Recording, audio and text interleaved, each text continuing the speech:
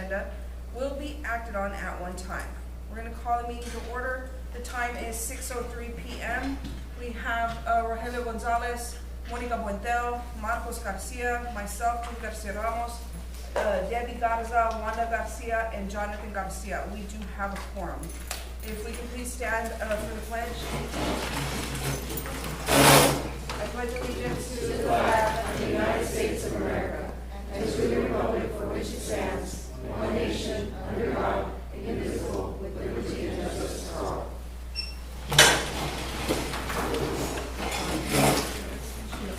Okay, next on the agenda is going to be our teacher incentive allotment recognition. Ms. Jocelyn? Yes. So, good evening, everyone, ladies and gentlemen, members of the board. We would like to just recognize some of our outstanding teachers this year. We're going to be calling them up one at a time. This is our first cycle of TIA, which is the teacher incentive allotment, and we're very proud of how our teachers performed this year, and we hope to just keep getting better and better each year as we go through these cycles. So first, we would like to welcome Ms. Sharon Daniels to the front. Ms. Sharon Daniels.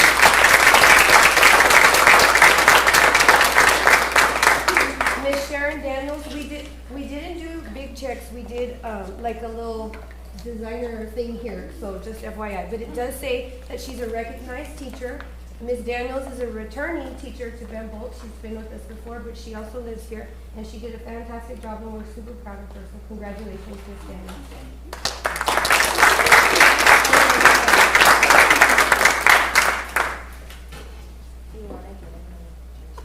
No, we just want to. Oh, Ms. Daniels, okay. I didn't get the But you giving it to her. I know, she earned it. I know, We'll do one with and one without. 1, 2, 3. 1, 2, 3. And then do one by herself, because we're new. Congratulations. All right, next, we have Miss Cynthia Barrera.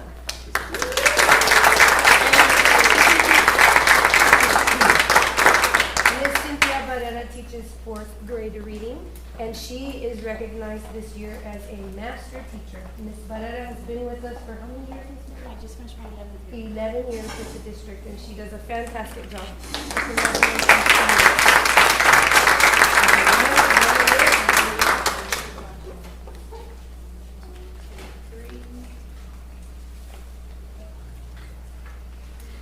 By herself? Because you know I'm going to make you go.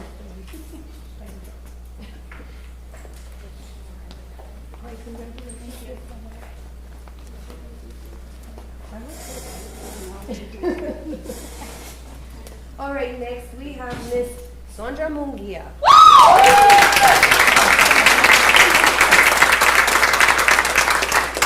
Miss Sondra Mungia is a master teacher in the district. She teaches 5th grade math for us here. She has also been here for 20 years, and she does a fantastic job. Thank you, Miss Mungia. Congratulations.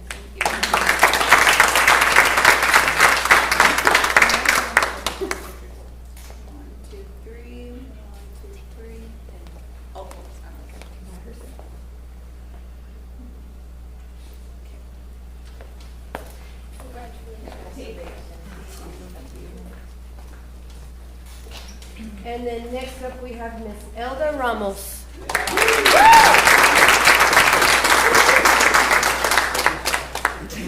Miss Elda teaches 5th grade reading for us here.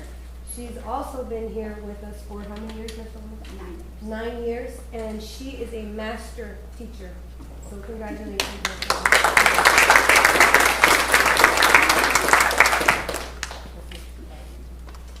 1, 2, 3. 1, 2, 3. 1, 2, 3. Oh, he wants a picture.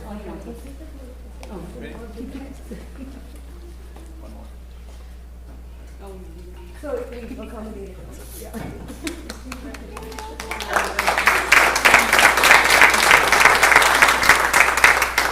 Next, welcome to the stage, Ms. Phyllis Sawyer. Ms. Phyllis Sawyer. Boyer is teaching 6th grade math for us here in the district. She's returned to us. She's been with us now for I think a straight 3 years, right, Ms. Boyer? 7 total. Oh, 7 total altogether, and she's a recognized teacher, and we're very, very proud of her. Thank you, Ms. Ready, Miss Jocelyn? Oh, 1, 2, 3. Okay. Everyone by yourself. 1, 2, 3. Okay. They came out real loud.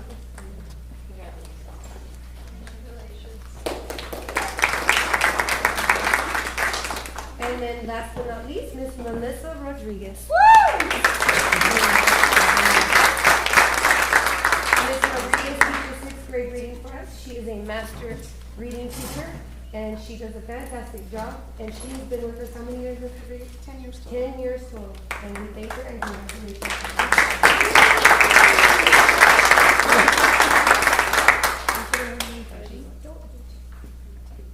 1, 2, 3. By herself. Okay. It is.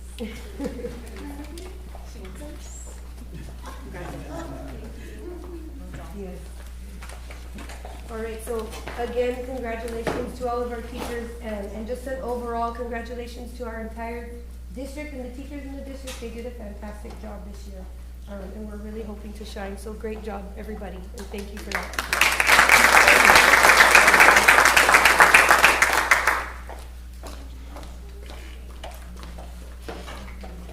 Nobody's on the public comment from the forum. Consent agenda. In order to promote efficient meetings, the board may act on more than one item by a single vote through the use of consent agenda. Consent items shall be items placed on the agenda for which no board discussion is anticipated and for which the superintendent recommends approval prior to the meeting at the request of any member of the board of trustees. Any item on the consent agenda shall be removed and given individual consideration. Requests must be directed to either president of the board of trustees or the superintendent. The minutes of the prior meeting and the tax collection report. Can I get a motion? Motion was made by Wanda Garcia to approve the consent agenda. Can I get a second? Second. Seconded by Debbie Garza. Rogelio? Yes. Marcos? Debbie? Yes. Wanda? Jonathan? Yes. Motion passes 7-0. The next item on the agenda is our superintendent report, tax collection report presented by Linebarger, Goggins, Blair, and Sampson. Okay. Thank you.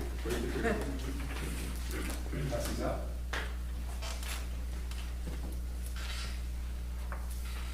I can pass them. Yeah. Oh, okay. Is there, do we need an extra for board member that's not here? No, everybody's. Okay, Yeah. okay, good. Good.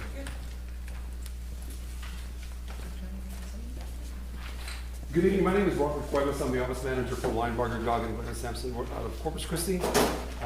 We're here to present to you a collection report on delinquent tax collection for Benbolt ISD. And before I start the report, I'd like to introduce our staff, Dee Estrada and Joanne Perez. They work out of our Alice office. If you ever need anything, they're always available. And we have a new attorney on staff. He started in January. His name is Christian Salinas. And he will be handling the Jim Wells County account as in Benbolt, Palito, Blanco ISD. And I'd like for him to introduce himself. Yes, good evening, members of the board. Thanks for having us. Like Robert said, I'm a new attorney here with Linebarger, so I'm excited for the opportunity to work with all of you, and I hope that we can continue to do good work for you. If you have any questions at all, feel free to reach out to any of us, and we'll accommodate you as best as we can. Thank y'all for giving us the time today to give you this report. Thank you. Thank you. So we have a delinquent tax collection report that I've handed out. This report covers July 1st, 2024 through April 30th, 2026. And we picked this period because it's our tax year begins July the 1st. On July the 1st, all the delinquent taxes roll over to us for collections.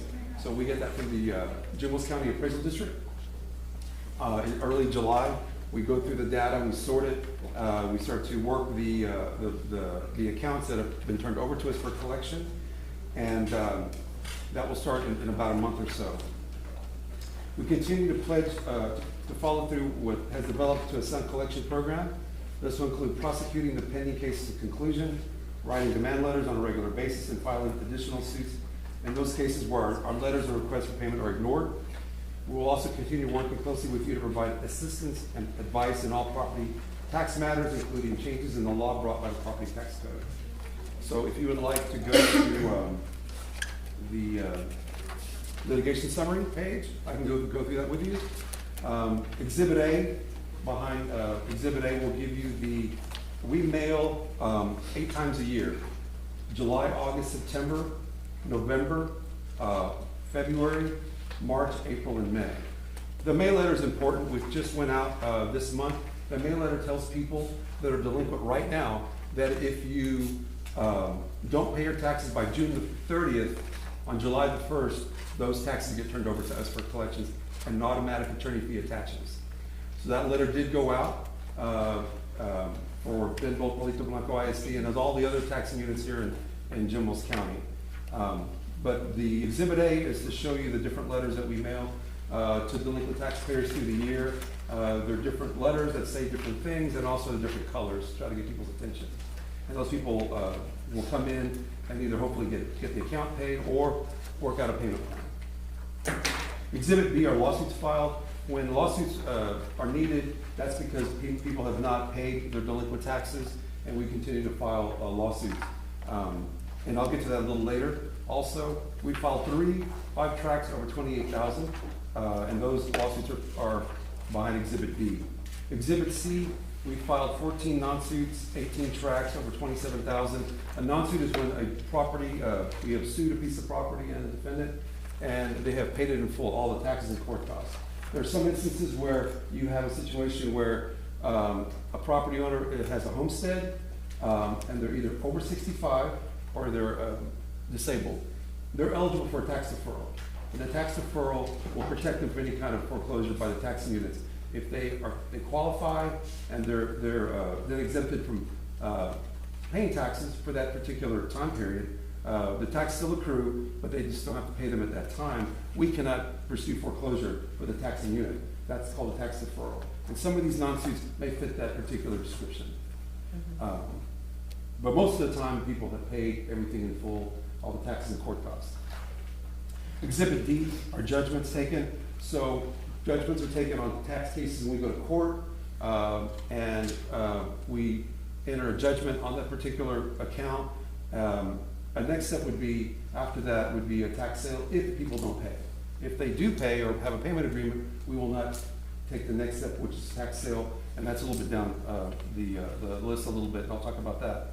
But we took 15 judgments, 33 tracts, over 110,000 worth of taxes owed to Benbolt, Palito, Blanco, ISD. We filed 2 abstract of judgments, 2 tracts over $4,800 due. We filed an abstract of judgment on a piece of property, personal property, for an account or people, and that creates a lien on all property that's non-homestead. So down the road, for some reason, they go out and try to borrow money to buy a refrigerator or a car, and they come search the lender searches the records, public records of Jim Wells County, they'll find this judgment. And for us to release that judgment for Benbolt ISD, they would have to pay everything in full. So it's a tool that we use to try to get those taxes paid, even though maybe that business closed or the people who moved their mobile home, they're still owed to Benbolt ISD, Benbolt Palito, Blanco ISD. So that's what an abstract of judgment is. A release of judgment, we filed 5 tracts over 25,000. That's when a judgment is entered and all the taxes and court costs are paid in full. So we release the judgment, and that's generally when the property is sold, people come in and pay in full from the payment plan. We go ahead and release the judgment. Exhibit G, under Exhibit G, you have tax sale. That's when we take a judgment, we try to inform the property owner we're going to sell your property, give them every opportunity to work out a payment plan or pay it in full. And if they don't, or if they say we don't want the property anymore, we take it to sale, we publish it in the local paper. We, the first Tuesday of the month, for that particular month, is when the tax sales occur. We had 7 files, and you can see the breakdown. We had 1 sold, 15,000, a payment agreement for over 2,300. We had to pull 5, over 46,000, and then we struck off 1 property for 8,000, 315. A strikeout property is when we take it to sale and there's no bidders. Nobody buys the property on the courthouse steps. And so we strike it off to the county, but it's also owned by Blanco, Palito, ISD. Under Exhibit H, we have right now 67 pending lawsuits, over 101 tracts of property, over $326,000 due to Benbolt ISD. And on Exhibit H, what we do is we provide you our work plan that we provide, or we work on every summer. We'll start doing that this summer, probably in August. This is from last year. And as I mentioned earlier, we have 8 delinquent mailings for Benbolt, Palito, Blanco ISD, July, August, September, November, February, March, April, and May. When we get the data, we sort the data, and what we do is we go top dollar down. So let's say, for example, if I'm a delinquent taxpayer having 10 properties, I'm number 1. So we're going to address me, number 1.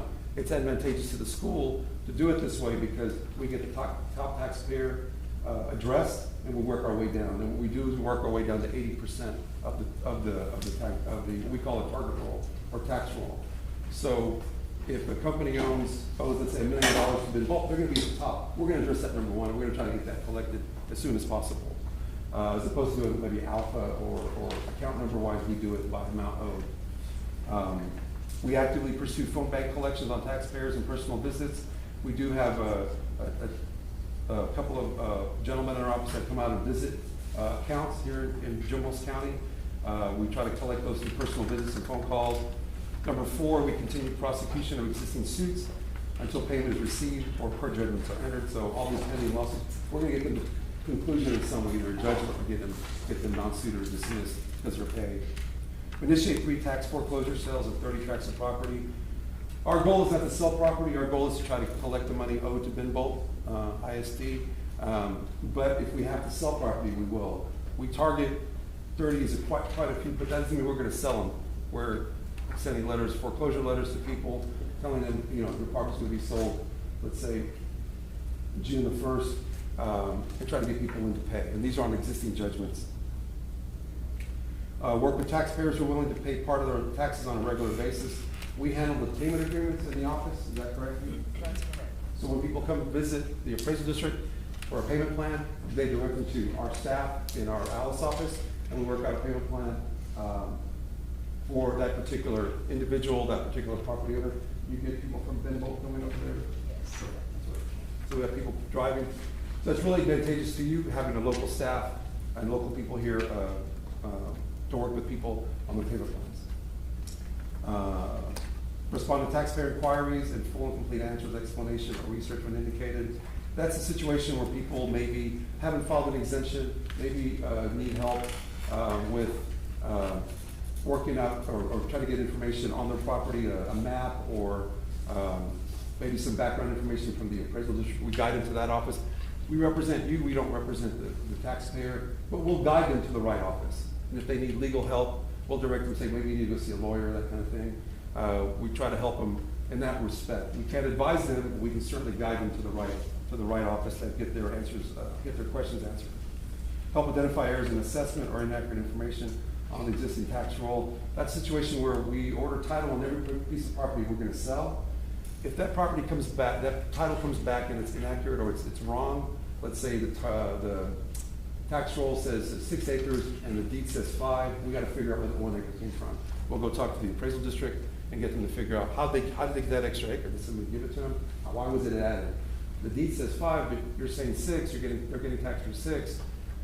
Where did that 1 acre come from? So we'll give them a copy of the deed, of the title, and the deed, and then we'll work out the what happened, and we'll go from there. Try to collect to the best of our ability.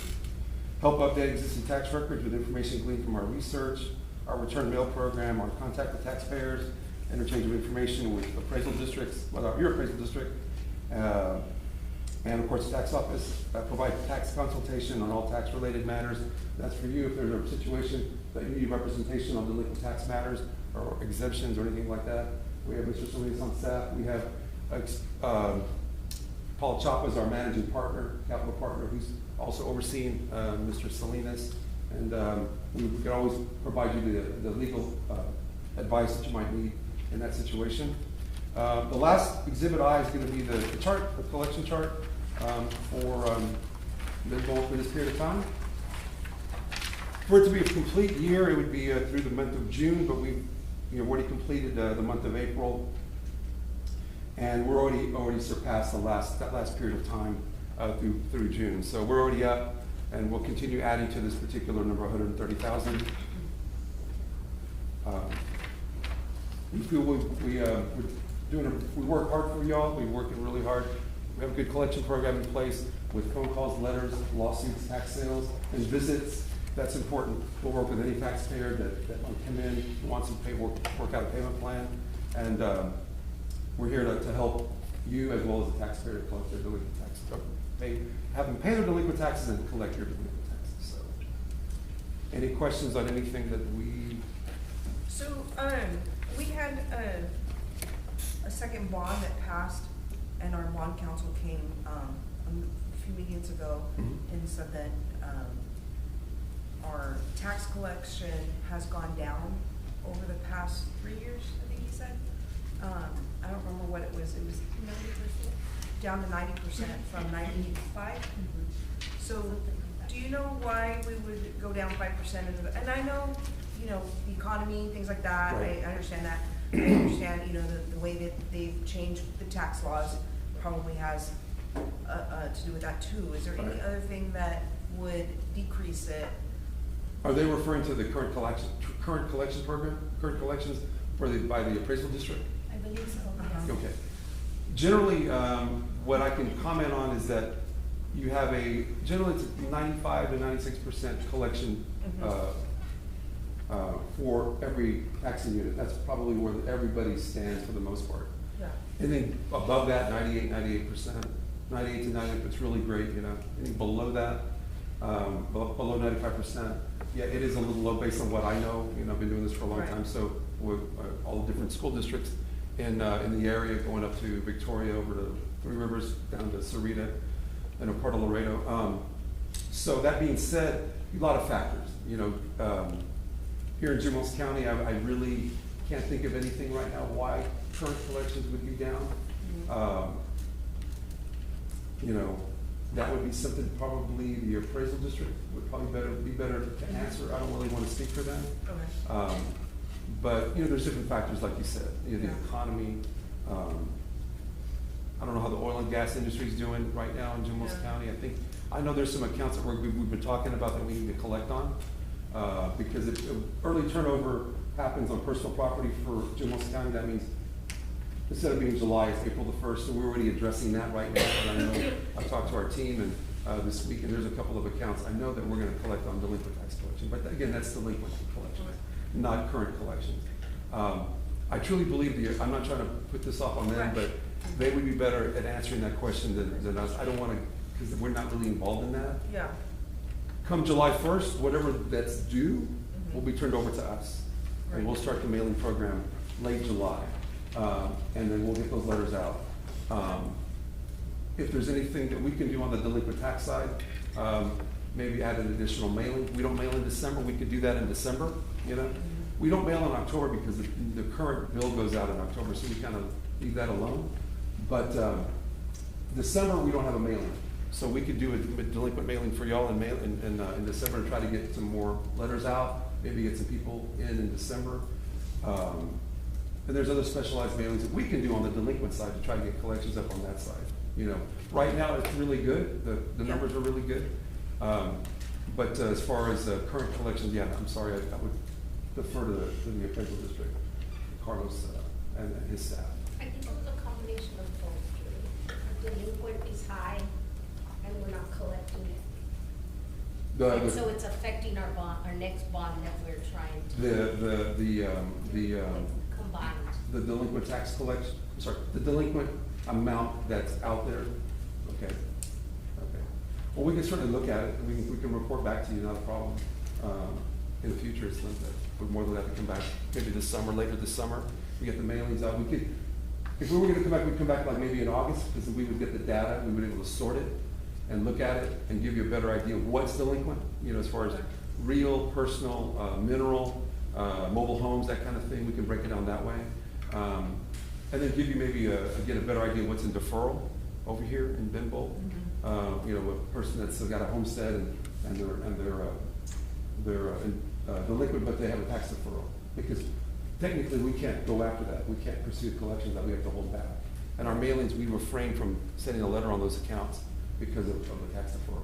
And that could be either disability or over 65, you know. I don't know if there's any big bankruptcies right now here for the school district? We don't have a lot of, Oil and gas?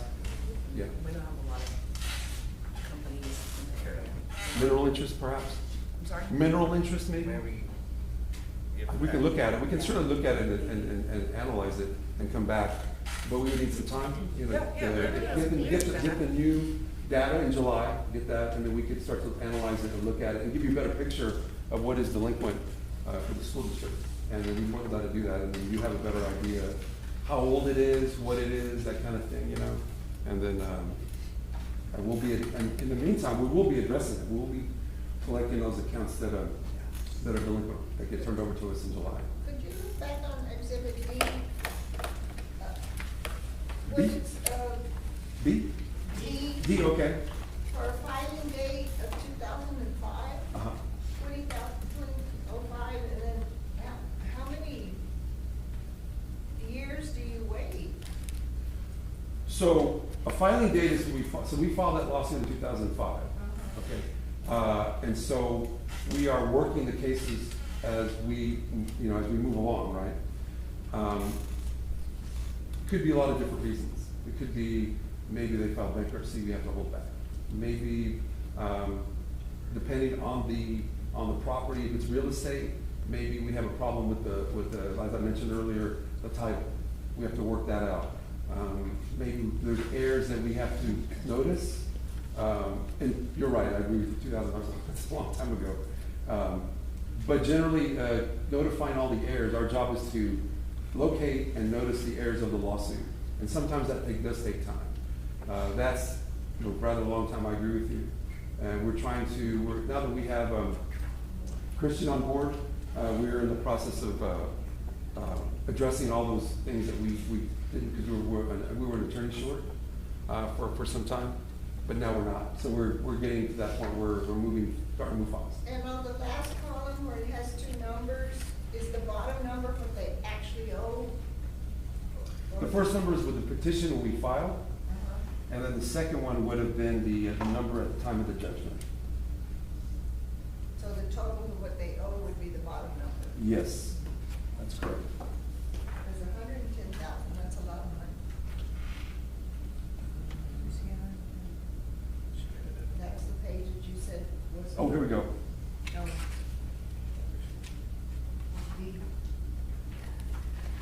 The total amount, right? Yeah. Oh, is it Like the C, Yeah. that one Four- that's, four from the bottom. 74,000. yeah. I'd have to, That's a lot of money since 22.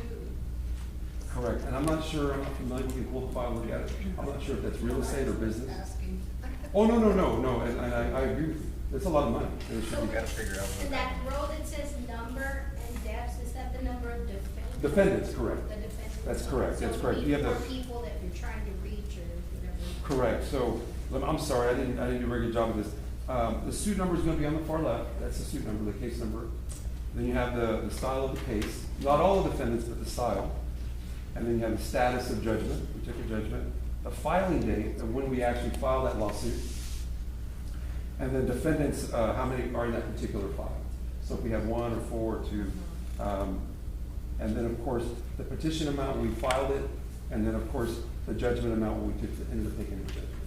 But we're certainly gonna look into that, because that is involved, you know. Robert. Yes, sir. Since it is a small community and we know many of these names, how do you go about if I can pick out and they were deceased? The name, this person is deceased. Which one are you on, D or? B. B, okay. Is it up One, to two, or their three? family? Is it up to their family, or, because that's a lot there, 26,000. Okay. Whoever they left, that too. We filed it in 24, so that one, both parties are deceased? I believe so. I went to that gentleman. Did you see that? What you said? You went to the funeral?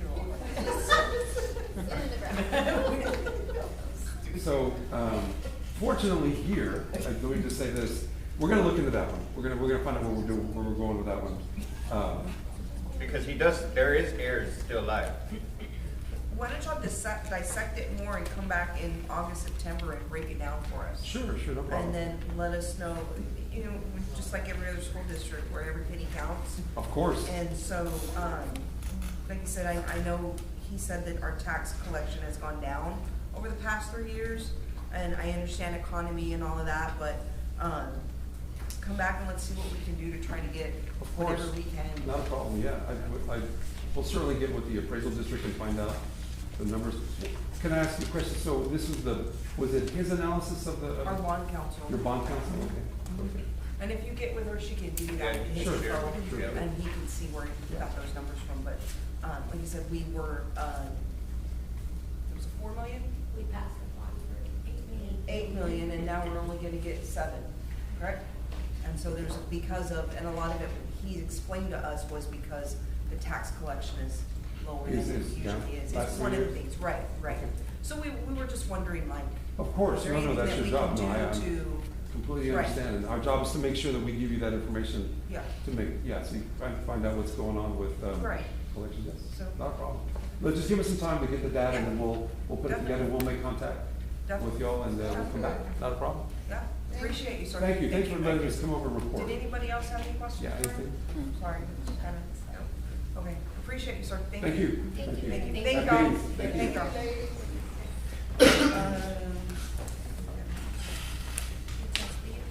Next on the agenda is get our TASB insurance update for the hail and wind damage presented by our TASB representatives.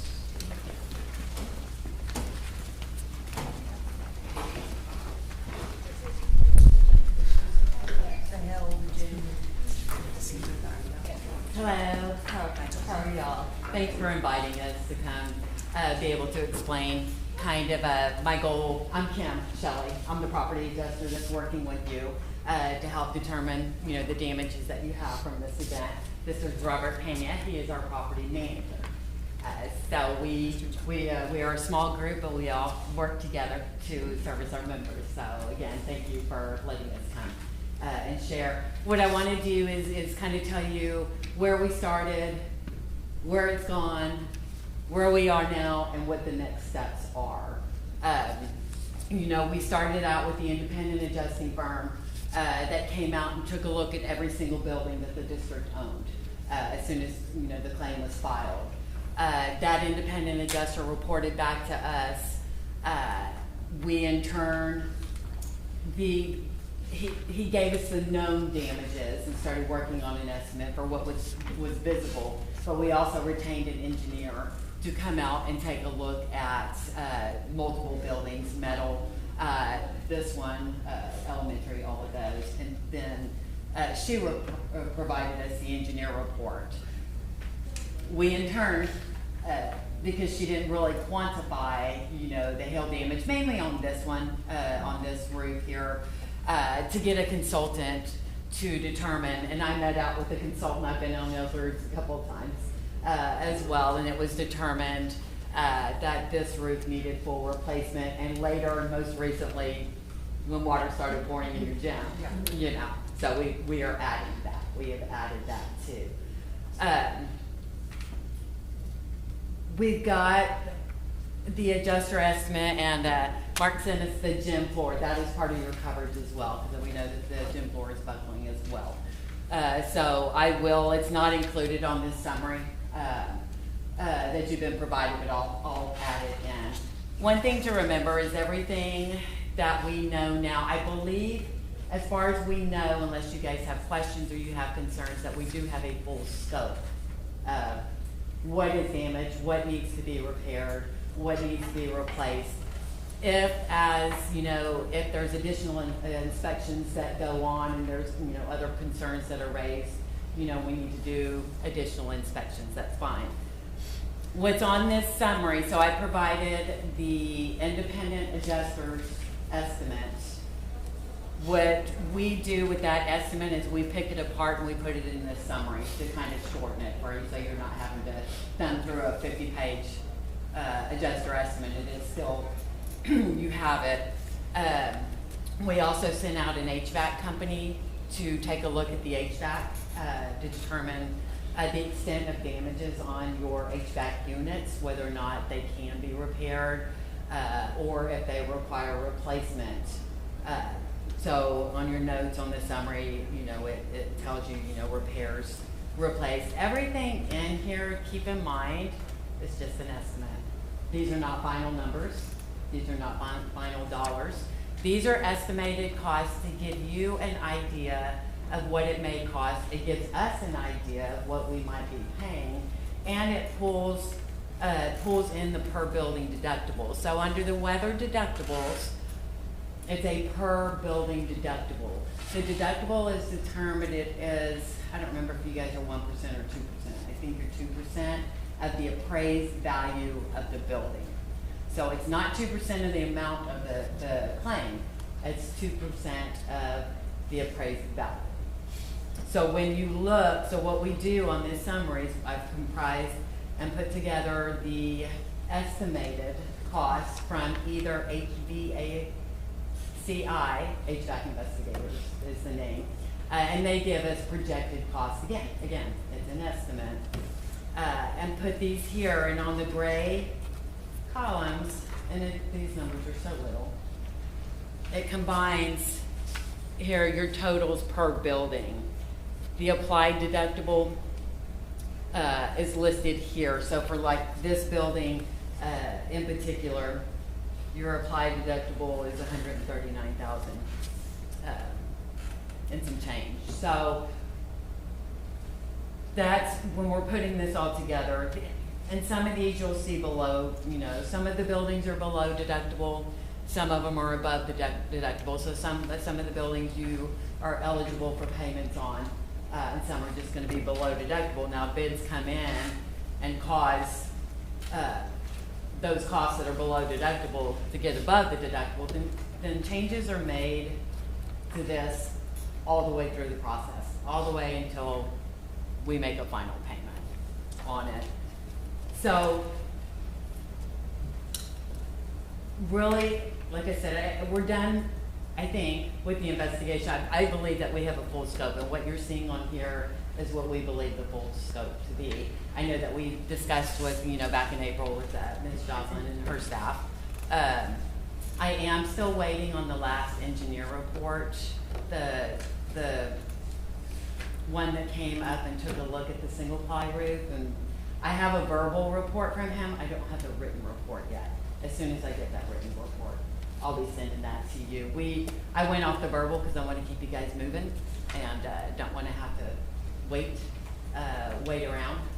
So we went off the verbal report that there were fractures on the single ply and added it on here along with the gym repairs. Before I go on to kind of the next steps and kind of where we're at, do you have questions? And I understand, like I said, if I need to better explain the summary to know which numbers, those gray, the gray columns with the per building, those are the ones that the main ones that you want to look at were a whole building total, all the repairs like on 1A with your HVAC, your gym floor, your single ply, your built-up roofs. All of that falls under that one deductible for this building, and so on and so on. Keep in mind the coverage for the HVAC units. If replacement has been deemed by the HVAC company, coverage is actual cash value only for replacement of HVAC units. You do have, if we're just repairing it, like if you're repairing a coil or putting a new coil in or anything like that, we'll pay that 100%, subject to the deductible, of course. But HVAC, we do cap depreciation at 50% for materials only to try to help some of the, if a unit's 20 years old and past its life expectancy, we're still capping it at 50%. We're not gonna not pay you, for a unit on that. So that's the coverage there. Do y'all have any questions regarding the numbers so far? So the numbers on this page should add up to these numbers? The totals. So on here, these are your, this is the total, this total here, and this total here are these two.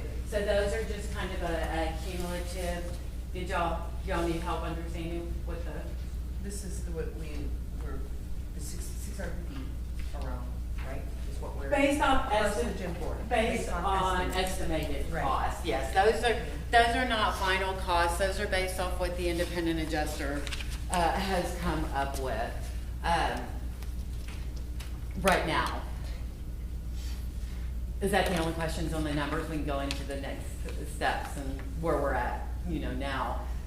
You have the time to review. Your next step is to make an election. So the election is whether or not you want to accept replacement cost coverage, which means you're going to do the repairs. And you're gonna get bids for those repairs. Or you can choose the actual cash value option, which would be the ACD, on there. If you choose actual cash value, one payment is done, the claim is closed, and we're essentially done.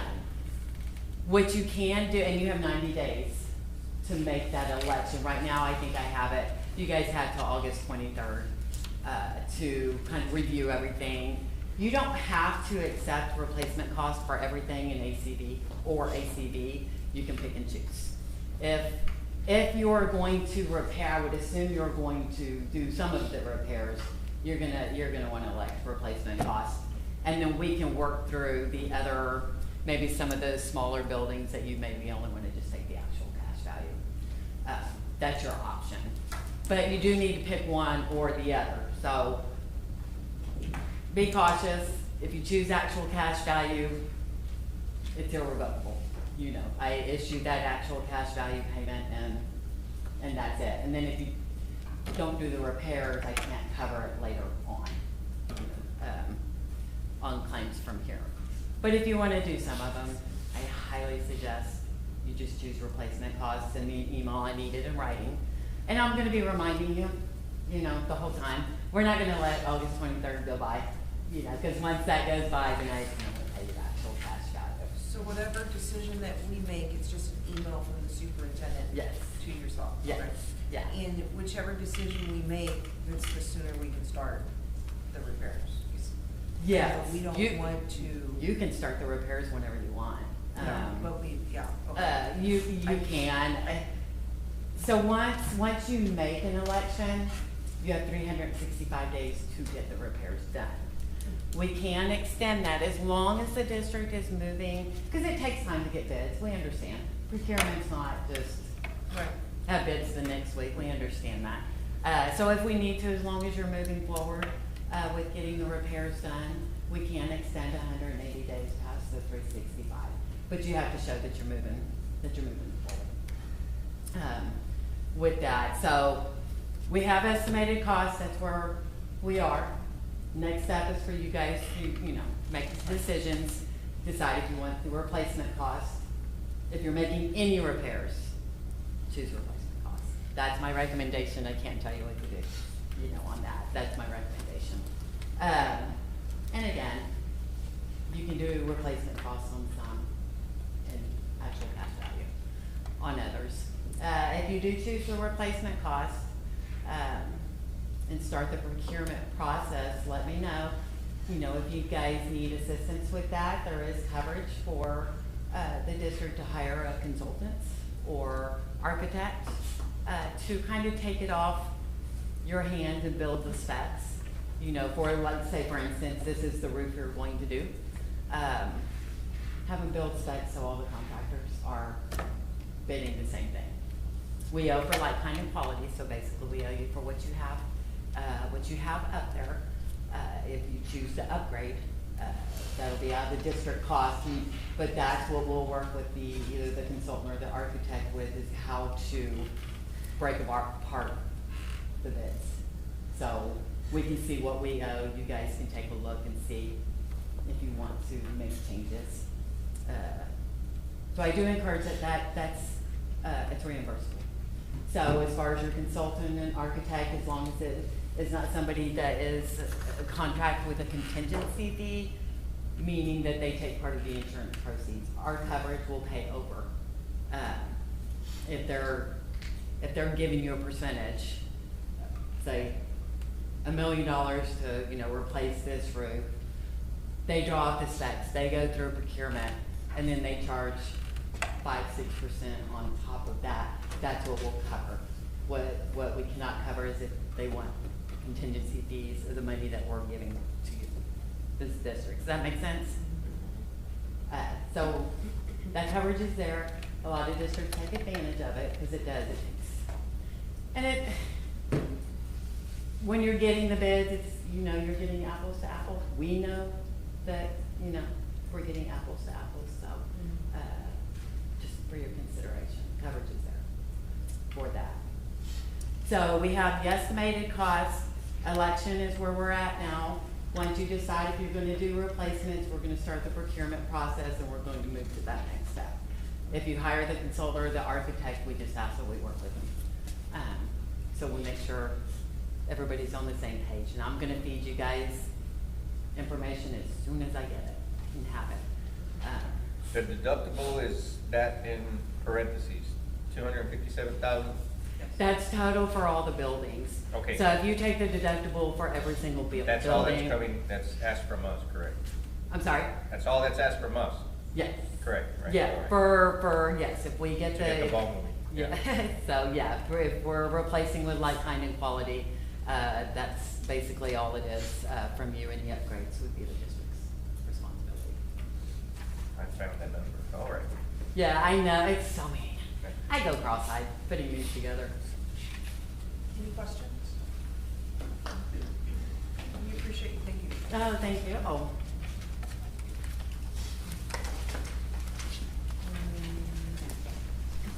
Next on the agenda, we have construction update presented by Jeanette.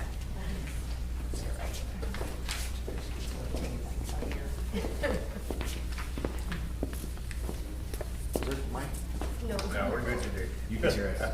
Good evening, everybody, Madam President, Mrs. Superintendent, members of the board. He's gonna plug in our flash drive. Sure. In the meantime, that was a very convenient plug for an architect for roofing. So I'll take this time, no, I'm just kidding. I will say we are doing about $30 million in roofing projects right now. Isaac's doing about 10 of them. But the one that's very similar is Gregory Portland got, I didn't see y'all. They got big hail damage. Yeah, they did, Yeah. and we're redoing all the roofs, but they had a really good insurance when I saw their number, and everything that they asked for, they gave them. I'm sure y'all will get something good too, but we don't do the contingency thing that they were talking about either, so just keep that in mind. That's not what we're here for though. We do have two things to talk about. One is the update of the elementary school project, which is going very well. Isaac was filling me in. Isaac's my colleague and project manager. He's running the project. And I had to call the contractor to make sure I was reading all this right, but there's no change orders in the whole project. We have a fat contingency sitting of money that y'all are likely to get back from the project that is going to be unspent. And the project's doing well on schedule. There have been, well, I'll let Isaac give you the project update because he's more familiar with it. And then we'll talk about potential small projects after that. Okay. Good evening. So we have the. Is it a touch? There is. There is. So we're gonna talk first on the exterior that we're doing in this addition. So as you can see on the pictures in this, we're taking this last Friday. So I was visiting the site, and so for the exterior we have the CMU and brick that is ongoing, metal roofing, and windows and storefronts. So for all these three items, they already started and they are going to be completed by next month, June. It's either going to be the beginning of June or mid-June. So we're, pretty advanced on this portion of the project. And then we have the interior of the project, which is, in these areas it's going to be like the ceramic tile that on the restrooms and the sped, some ductwork, walls, and windows, doors and door frames that are having installed already. And the same as the exterior ceiling, ceramic tile, and paint is either going to be completed by June or it's going to start in June, but it will be completed the same month. And the pictures are pretty clear. We have the ductwork already installed. The MEP engineer has been visiting the site to just verify that everything has been installed correctly. And after we receive the green light, they're going to start putting the ceiling grid and the ceiling on in the project. Here are all other general pictures. How is everything looking? Some classrooms, some corridors, and obviously it's going to be really pretty. We're going to have some graphics on the walls. They're very excited to share whenever we have it done. And the last thing that they will probably going to install after they put all the finishes is going to be the floor, because the floor cannot be touched for like a week. The contractor was telling me. So these are like a summary of the all the activities that are going to happen in the interior and exterior for the month of June. Texture, tape and flow for the interior walls, ceiling grid, electrical, mechanical, ceramic tile, and install the millwork, which is just pretty minor. It's in the sped classroom. And on the exterior activities is going to be to complete the CMU and brick, roofing activities, stucco, and canopy installation. And as Nick was mentioning, right now we have 137 days left, including the 25 days that we receive on weather delays. We have a contingency remaining balance of $122,000 and 0 change orders in this project, which we are very proud, and we are thinking we're going to post it on on our website. There's 137 days left on their contract, and that we had to add 25 days of it because of legitimate weather that they have it. That being said, with what I'm seeing here, I think they're going to be done early. Mm-hmm. They will never tell us that, because if they tell us that, then they have to stick to it. Yeah. Yeah. So I talked to them today, and I got a positive vibe, but I think that and I know that they also he told me they worked through the Memorial Day holiday all 4 days, which is, I don't know why, but I'm glad they did. I think they're going to save money if they get in and out, which is great for us as well. So that project's going very well. So the 137 days plus 25? No, it's- that includes 20. It's already including I had the the same question. So what's the date for 137 days? So it's October 11th. October This is going to be 11th. Sunday. Okay. Yeah. I know Daryl said it might be like move-in ready by July, like late July. That's why, so. And I was like, oh, really? So We walked through the there. progress I'm seeing, that sounds more realistic. Mhm. Now, they bid in their contract says they have 137 Right. days. Right. But if they're moving ready in July and you guys can get in August, that would be awesome. And that's what I told Nick. Like, I was impressed about the progress. I mean, it seems that it's going to be done pretty quick. Mhm. I don't think that October is going to be the day it's going to be way before. But Well, it hasn't rained just lately, I know. so there's no excuse. Yeah. And everything is already enclosed, so they don't have any water intrusion. So we're Yeah, they haven't claimed weather days in the past 2 days, right? no, the past 2 days. I was surprised to hear that, but yeah, it's good. Okay, and then there were, I'll briefly talk to you about 2 proposed projects that the superintendent was discussing with us that are not official in any way, but we walked through 2 areas to talk to you guys about. And one is the existing weight room, metal building for that weight room, and then the locker rooms for high school athletics. And I'll show you what we've discovered there. So the existing metal building weight room is the building itself is not in bad condition. The interior could use a facelift a bit, if you so chose to. It's about a 40 by 60 metal building with the overhead doors.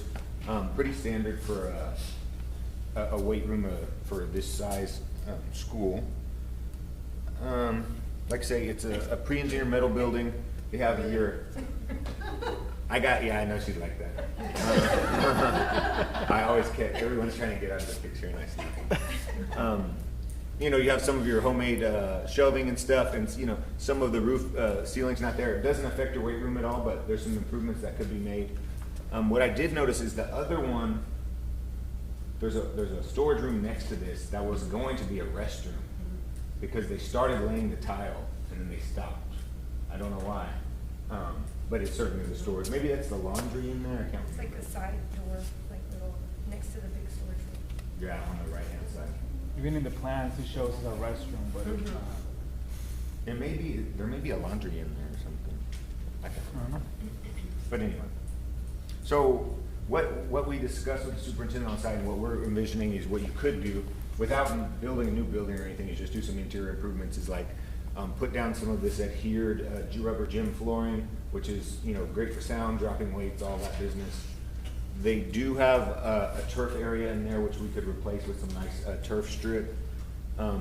You could sheetrock the interior walls and ceiling so, you know, it looks like a nice enclosed interior space, and paint it some color. The light fixtures are kind of dated. You could just switch the light fixtures one for one and update the electrical wiring. It's a little old and probably may have some safety issues, maybe not. Replace the overhead doors. I think they work okay, but they're just a little bit old if you wanted to replace the windstorm overhead doors. And the gutters and downspouts, I think there's some plants growing up there, which is pretty common, but I think they're clogged and not functioning very well. So I think if you didn't have to do all this. If you did some of it, pulled the weight equipment out, put down the flooring, painted it, put in some fans and stuff like that, it would look like a brand new building without having to get a brand new building. Yeah, you know, we could do some oscillating fans or this brand fans, if you know what those are. Yeah, that's it. Those kind of fans are real. You don't have to do HVAC in there. Here's some more examples of that. Gym flooring and the interior turf. So I tried to do a quick cost estimate. It depending on what you wanted to do, I think you could do something between like 150 and 250K to make it look brand new. You know, you didn't have to do all the stuff. And this is probably a conservative number, meaning that I may be on the high end because I'd rather be high and, you know, overcome. Way high. Way. Well, It's really not, you know, and that's like doing everything and nice stuff. You might not need it all, Yeah. and we can They need decide. it on the, they need it, it's work. Rather We're not in there. rather than sheetrock though, these are weights, these are, you know, athletes. Simple push back or something can damage the sheetrock wall. What else would you recommend? That crossed my mind many times today as I was putting that It down. will happen. And it worked as a placeholder number. So we can do reinforced sheetrock, but that's also an issue. Or you can do metal panels on the inside, which you'll see. I should have put a picture of them. Those dent as well. You can leave it like it is on the walls and just infill them so that those metal columns for the metal building can protect things. There's other options, or you can also do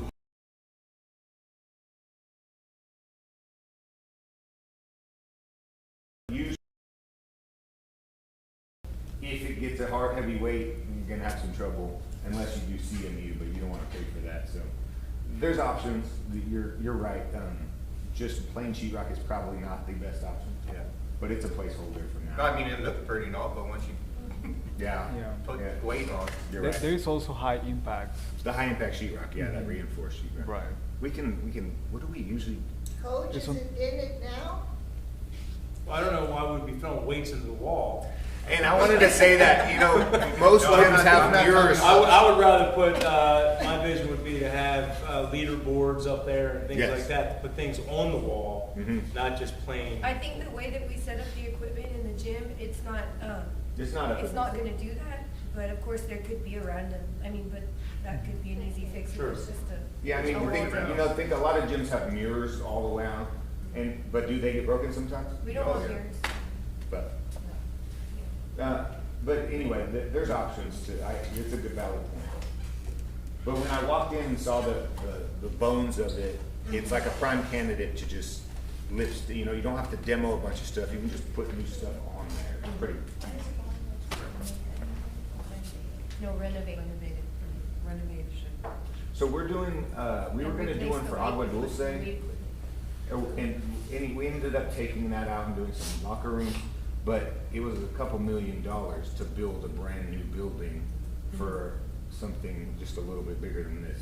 So having the existing building and being able to renovate it is quite dismaying. To then a new way. You're also looking at buying equipment for new equipment. We already have, The equipment's the No, big thing, 60,000. that's the most Yeah, important. another 60. The structure's So, not. we gotta- We are already getting equipment. well, we got bids, the quotes. Fix that bathroom, like make it a bathroom? Is that part of it? No, it's not. So the only reason it could be, We need storage is what, Coach had mentioned, so. In the weight room, like, because if we're gonna renovate the locker room. You're asking about the restroom? so if you're facing that wood wall. Yes, the restroom, I didn't know that was a And plan. I didn't either, but we found the plans, To superintendent. have one found out there would be great. Plans, and it shows back-to-back restrooms on those two right spaces. Yes, I know. And I didn't know that was gonna be, except we saw the old plans. And then I realized why one of them has a little bit of tile on the floor. Have you seen that tile? I have not. You probably wouldn't realize it, but I didn't realize it was there. I don't know if Been there's there. plumbing there, but that's something we could do. It would work for the baseball game. I was about to say, I was not to gonna get say like that. way ahead, So but. there's two bathrooms in there? Yeah, A male, yes. female? Well, they're not there, but they were But plans, their yeah. plans were to make. So if you're facing the wood wall, there's a big storage room on the left, and it's the long one. That's where all the football. All the equipment football is. stuff is, it's this Yeah, one. she had a picture of that So one. that one. It's that one. And then right next to it, there's two rooms of the same size. And they're also being used for storage now, right? They are, but we could survive with those not being storage. And those are two bathrooms. were supposed to be back-to-back toilets, men's and women's. We just don't know if there's plumbing. Right. I know, I don't know, we could find out. It could be beneficial for the baseball and softball games. I mean, we let them go inside for the games. They come into the building? It's closer. It's open. So we just put that gate down and they use those two. Maybe get a bid with and we can bid without, and then we can. You do it as an alternate. Right. I don't think it's gonna, if there's plumbing anywhere close, I don't know where, but if there's plumbing anywhere close, it would be very cheap to do it. Bathrooms? Yeah. So wouldn't the plumbing just be made on that corner? But we have Like septic tied out into there the too, house. so. You good? It's just to find where, because I mean, it's cemented in, right, that plumbing? Yeah, I mean, And they those probably, two restrooms? oh yeah, they do some saw cutting. I mean, I'm thinking 50 grand, I don't know, something like that. That's just a wild number, to saw cut, connect to the utilities. The toilets cost $1,000 total, you know. So we can look at it, we'd be glad to. Okay, maybe one with Well, and I without. mean, even with them utilizing the weight room, boys and girls. Yes. Restrooms there. Yeah, they don't have to go inside. Yeah. So you get a bid with and a bid without, and then decide. Yeah. You know, alternate. Remember that. Is this being recorded? Because I need to take notes. No, we'll remember to Chrissy do will it. email you. I will remember. Okay. Chrissy will Thank you. email you. Oh, there she's there. Okay, thank you. Chrissy will email you. I'm just kidding. We should have brought our little recorder. Yeah. Okay. Yeah, she did. Okay, so that was, project one we looked at, and then project two was the locker rooms for boys and girls athletics at high school. And, they're in medium shape. There were some complaints about some various things, I can't remember what they were.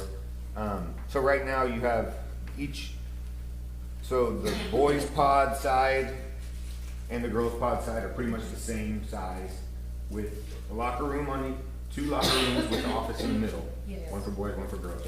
Okay. In total, they're about 2,000 square feet each, 4,000 square feet total. They all have concrete floors mostly, I think painted concrete mostly. And then the painted C&E walls like in here, which is great. The acoustical ceiling tile that you can see in this picture is failing. And then it's failing in here because it shouldn't be in here, because you either need moisture resistant tile or another material. But then I know one of the big complaints, and we've done this in a lot of schools, is nobody likes these game showers anymore. Nobody does. Whatever, I don't have a problem with them, but people do. So I kind of looked at if we could turn this into stalls, and I have a picture of what it could look like, and fix the ceiling so people can go in there and put a little curtain, have some privacy if they needed to. So that's one of the things we're looking at. This is one of the, I guess is the volleyball side. The girls. The girls. Mm-hmm. Yeah. So yeah, same situation over on this side. And then the coaches' offices. It's basically, you know, well, you guys look at all the stuff. I'm just looking at the building, you know. I mean, everybody's got stuff. Everybody thinks their place is the messiest. It's not. But the concrete floors, the CMU walls, the light fixtures, the ceiling tile, the air conditioning works, correct? Okay, so not having to redo any air conditioning systems or break down any of the CMU wall makes life really easy and cost effective, because it's kind of like the other project. It's just facelift, put in, and let me talk about the facelift stuff. And then we got some interesting toilet partitions we could deal with, update the sinks and floors, things like that. I like those signs. That's 46 years old. Is it? Yep, Was that when it was built? yep, 1980. 1980, that's why we get. Why they do not have plans anymore. Yeah. Well, it served its purpose, but you know what they did back then is they built it out of the CMU block and the concrete, and it's still there. And people don't do that anymore, which is frustrating, but that's why it's still. We were here when it was brand new. Were you? I came as a sophomore and she was my teacher. Where was it before, the high school? It was over The there. elementary, it was a high school. Oh, that's right, the oldest Well, building. actually, it was 5th through 12th grade there. 5th through 12th. That's amazing. Well, it's, the building is held up well in terms of its bones. And so if we don't have to demo anything and we can just make it look good, and the HVAC also is important, that we don't have to reduct or buy HVAC units, we can just pretty it up. And then there's the, you know, there's like the laundry is in one of the central areas, and the whirlpool needs to be reconnected, just some stuff like that. Okay, so what we're thinking is something like that with, so this pour-in flooring, we're actually gonna do something similar in elementary school that they like, but you know, it's like an epoxy resinous flooring across the whole thing, so it's got a texture so people don't slip, and it looks a lot better. There's cheap versions you can do in your garage, but we would do a higher quality one. And then build out some little stalls with a curtain in those game restrooms. That's probably the most expensive part of your project, and it's not that expensive. Just to cut out that plumbing and stuff. And then that's kind of what the floors might look like, depending on the color we chose. And replace the benches. I don't like those benches, but new ADA benches. And then new lockers, and you know, maybe some paint in there. These are just the random lockers. I can't remember which each locker. There's a varsity on each side. Yes. And then there's a JV on each side. Okay. And I think currently you have like the 18-inch lockers or 12. And for varsity, you usually do like the 2-foot lockers if we can fit them. Those will be a larger cost too, but I think they usually serve the varsity folks well. They appreciate that. We could look at lockers as well, and you can purchase those on your own. And so this one is a little more expensive because of the size. It's like 4,000 square feet. So for the flooring, the lockers, I estimated like $60,000 worth of lockers. The ceiling tile everywhere.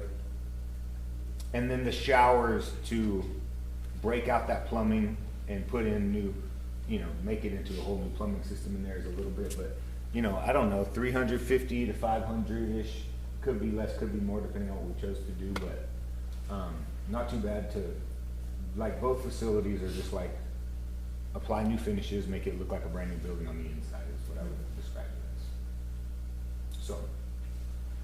So those are the two we've looked at in very rough ballpark estimates, and so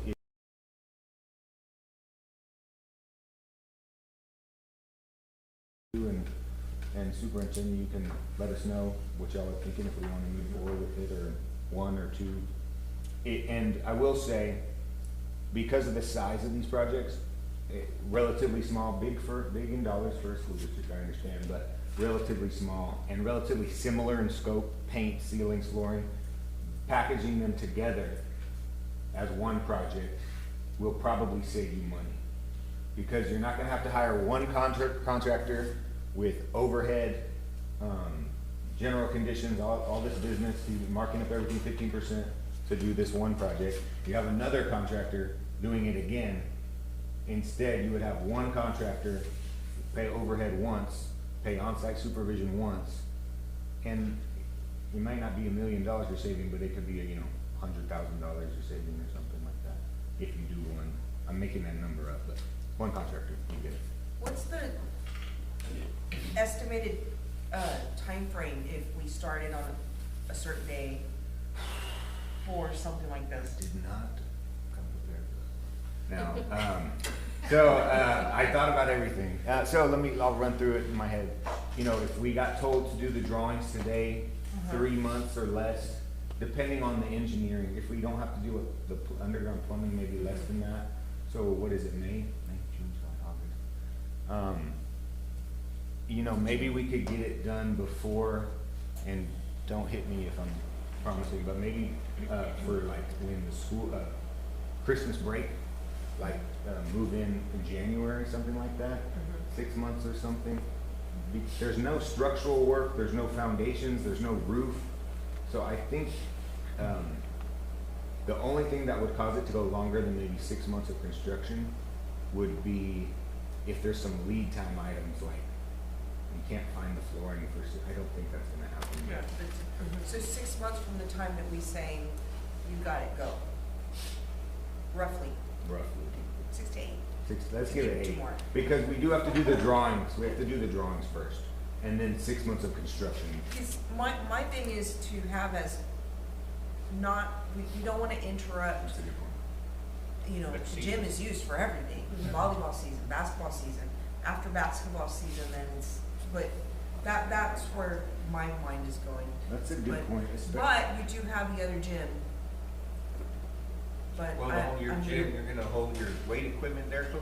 Yeah, I guess I'm just thinking about the logistics of, can you, Yeah. like, we have football season, we need a locker room Right. to get dressed, so.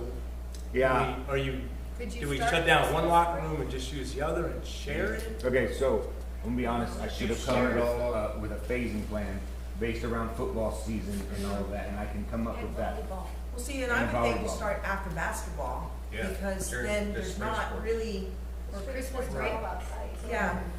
That's when it'd be least used, correct? I can come up with a schedule around sports, but I will say this, at some point, they're gonna be in there when you probably need it, but there's a way we can come up with a schedule that absolutely minimizes it. And the truth is that the work inside that locker room should not take very long. To lay flooring, to paint, and to do ceiling tile. That does not take a long time. The showers might take a little while to finish, but there's ways we can create barriers and separation so they can do work during the school year. I didn't think that through, but I can do that. Football season ends in what month? It depends on how. Hopefully December. August, December. December, yeah. Right to go through November and. Yeah, every time I ask that question, all the board members. So I'm a judge here now. January. all year. And every. As soon as that sport's over, basketball starts. Yeah, that's the problem. And so it's. But if you kind of start hard. like winter break, you could definitely reschedule some of the ending games to just be away if we needed to. If we started on Christmas break? At the other And you gym. can use the other And gym. Correct, run yes. Run from Christmas break through Yes. summer. Anyway, Yeah, those are just, that was my. It's a good question, and I do that.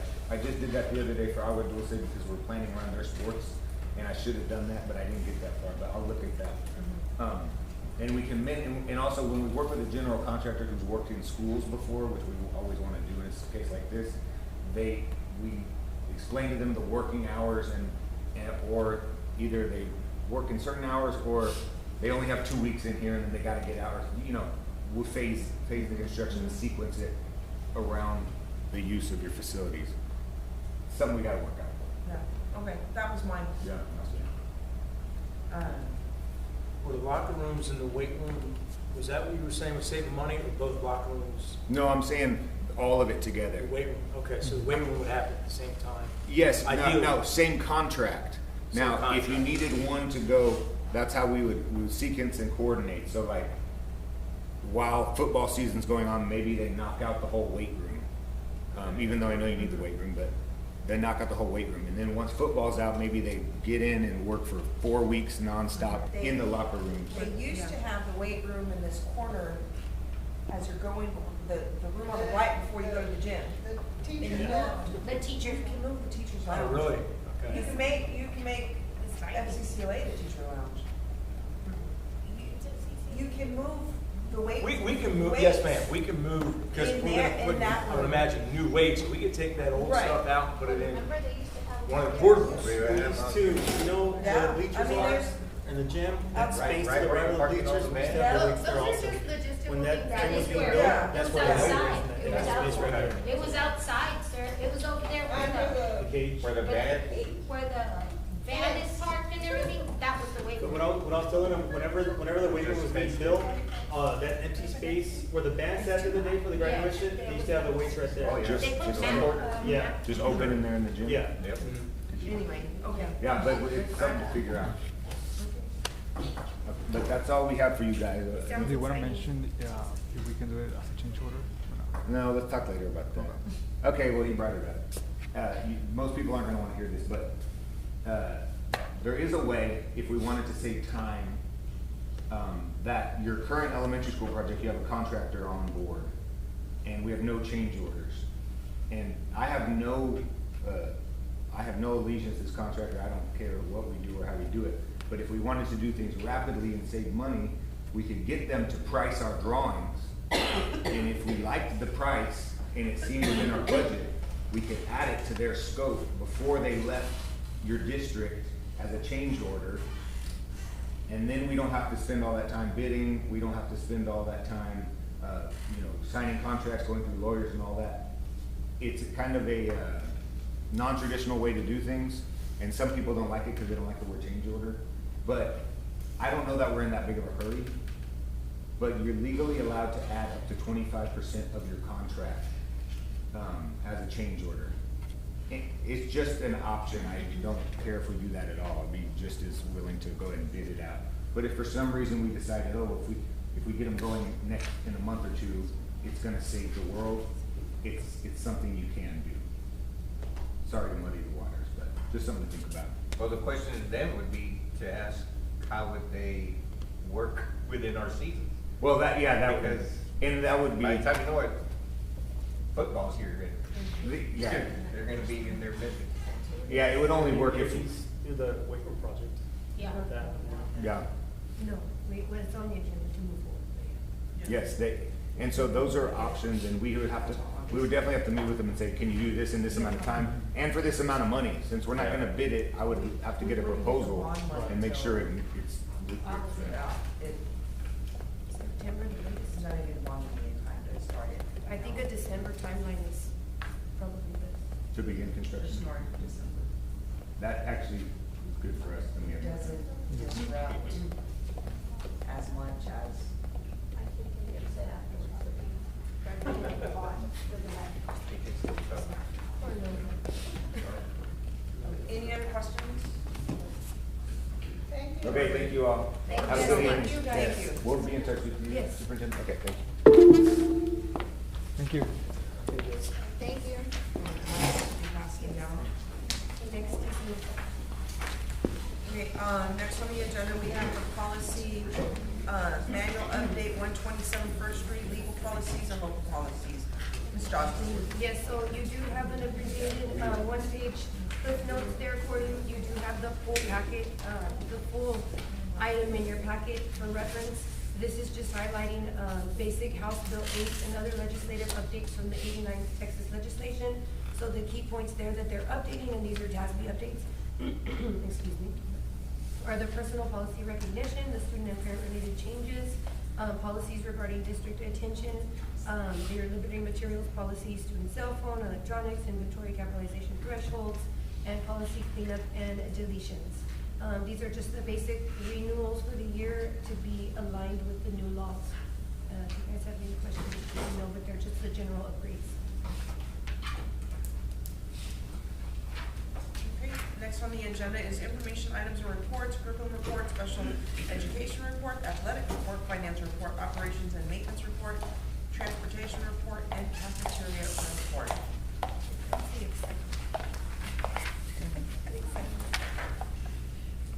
It's like our Super Bowl. I thought that stuff was exciting. Everything's exciting. We do like construction.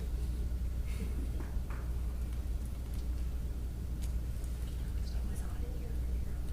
Hear this. Okay. We just, well, it's scheduled. So that's why I'm gonna go.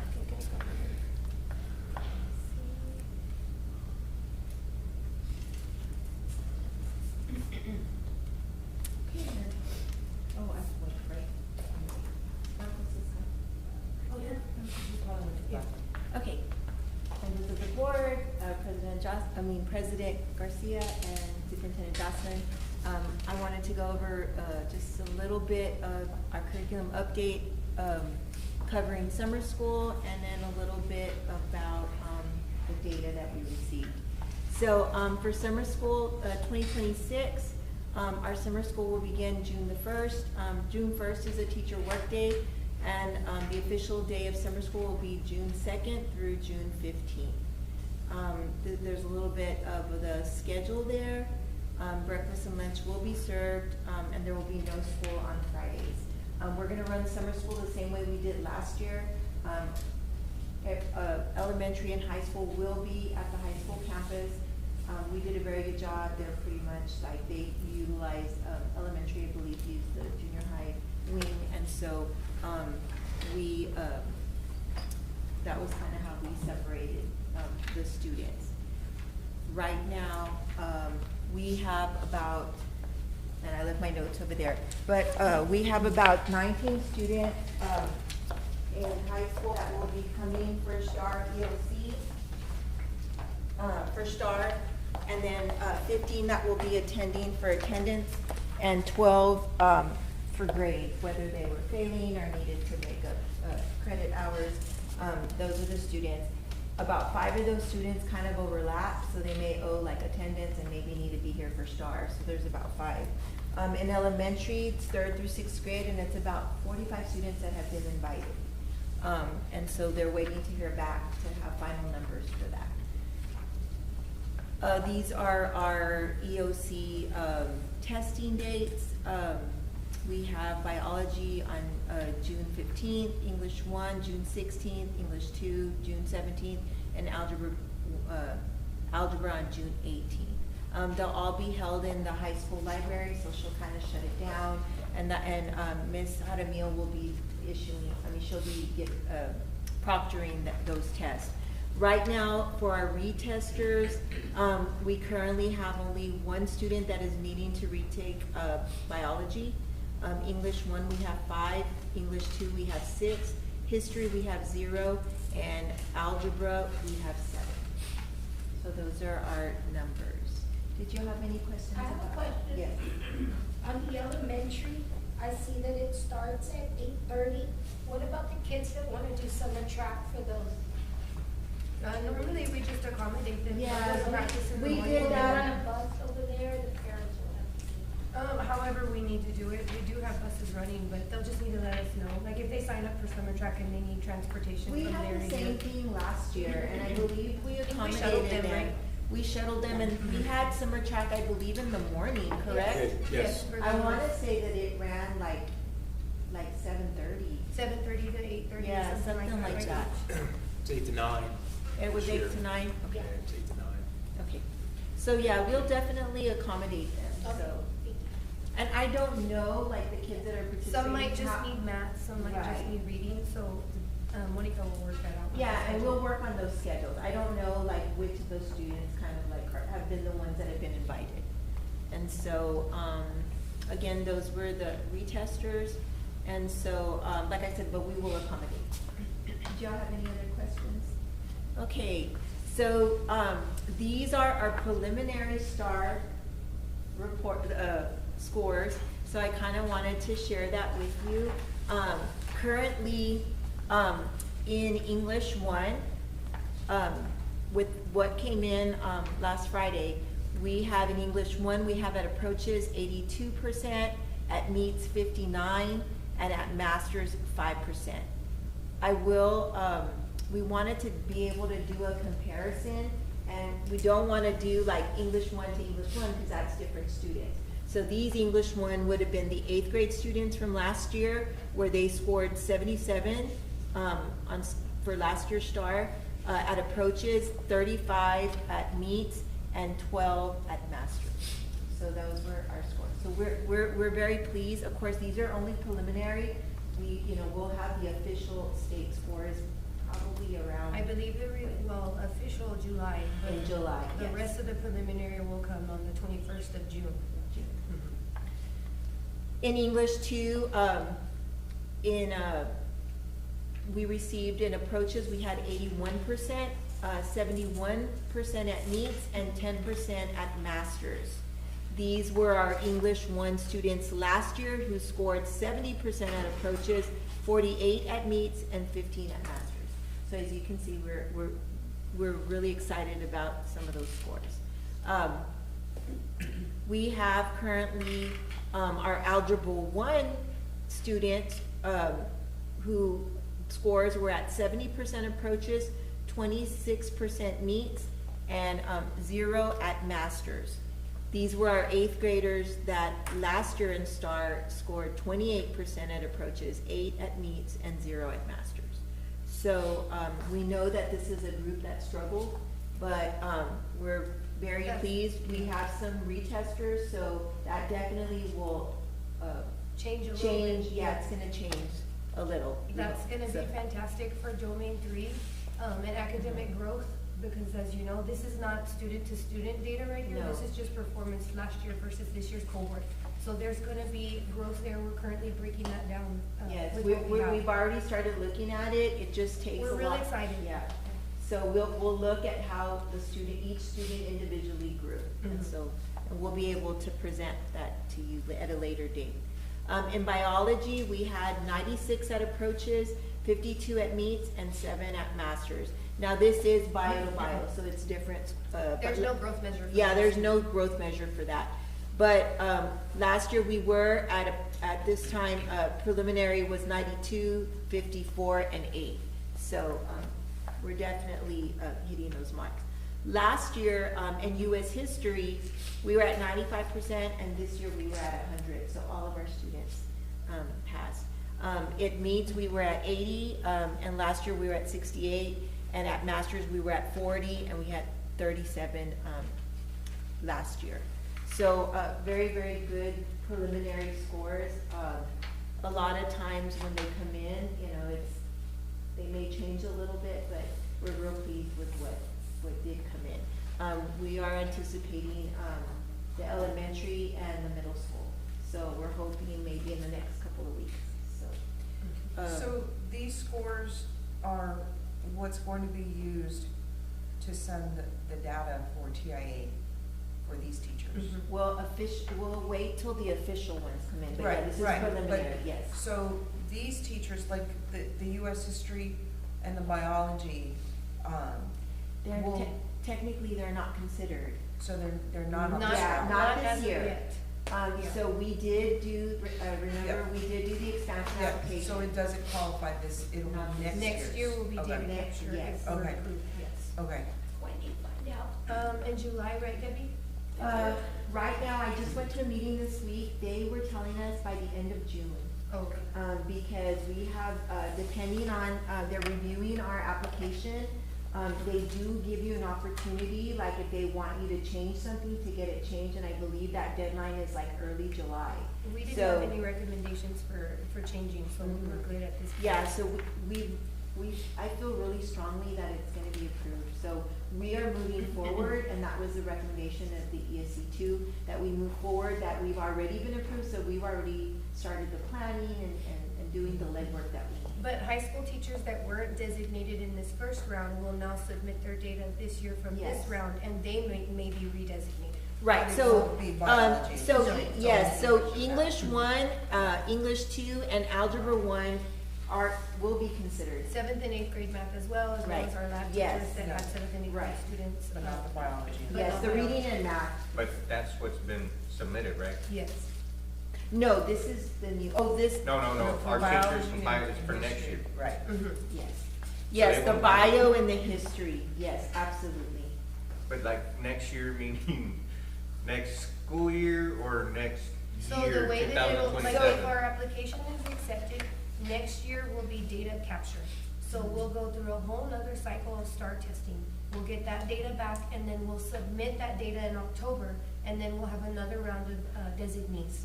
Yes. I mean, so our bio and history teachers, if they're okay to get So, that TI, Right Next now, October. it would be yeah, next October. right now, the, 26, 27, 27, 28. yeah, so Mhm. right Okay. now, the current plan that we have has, the English one and two, Algebra one, and it has 7th and 8th grade reading and 7th and 8th grade math. So, and of course, the elementaries, which is, 4th, 5th, and 6th reading and math, which are the teachers we recognize today. That is what our current plan has. So the data that we are getting right now, it will help those teachers, right? We still haven't gotten elementaries yet. Our new plan is gonna include bio and US history and everything else. So once we get the word in June, then in this coming school year, we do the walkthroughs, whatever they test and how they score next year will be entered in October. So like the data for this year on those that are already part of this plan, this data gets entered in October. We find out in February if they're designated. All right. But the new plan, we capture the data next year, and that gets entered the following October. Yeah, so- Does that better? Yeah. It's like So what are we adding? You said we're adding Everything. biology? We're adding everything. Oh, We're adding, Music. all of the other, we're CTE. adding CTE, we're adding band, music, we're adding art. We are fully, the positive of that, if we do all of that, and we have several that are designated, the following year we'll be, eligible to apply for an expansion for the enhanced TIA, which is for our administrators. All right, so Ms. Guerra, if they seen, like you said, everything, right? If they seen, you know what, no, not that this time, can they do that rather than us submitting a whole new one? What do you mean? Like, you have everything, right, but then they can say, no, not band, not, Oh, no, our plan that went in, I mean, they pretty much, I will tell you that the only, at the meeting that I was at, the only area that they kind of gave some kickback on TA did was JRRTC. oh, okay. And let me tell you why, because they wanted to use FitnessGram for it, and they said, no, you can't use FitnessGram for junior ROTC. And so, that was the only thing that we've heard. And so, these meetings that I attend, it's with all of the districts, and some of these districts are fully TIA already, so, we collaborate with them, and so, like, when I have a question, like Flower Bluff, I know they're way bigger than us, but she's very, very nice. She's like, call me. She has just shared everything with us, and so really, really good. But yeah, they won't tell you that. I think they want to see us more. Okay. And then of course, you know, once we do that, we're going to roll it out to all the teachers, because what the state is saying is that yes, you want a lot of your teachers to qualify, but in reality, it's your top teachers, and their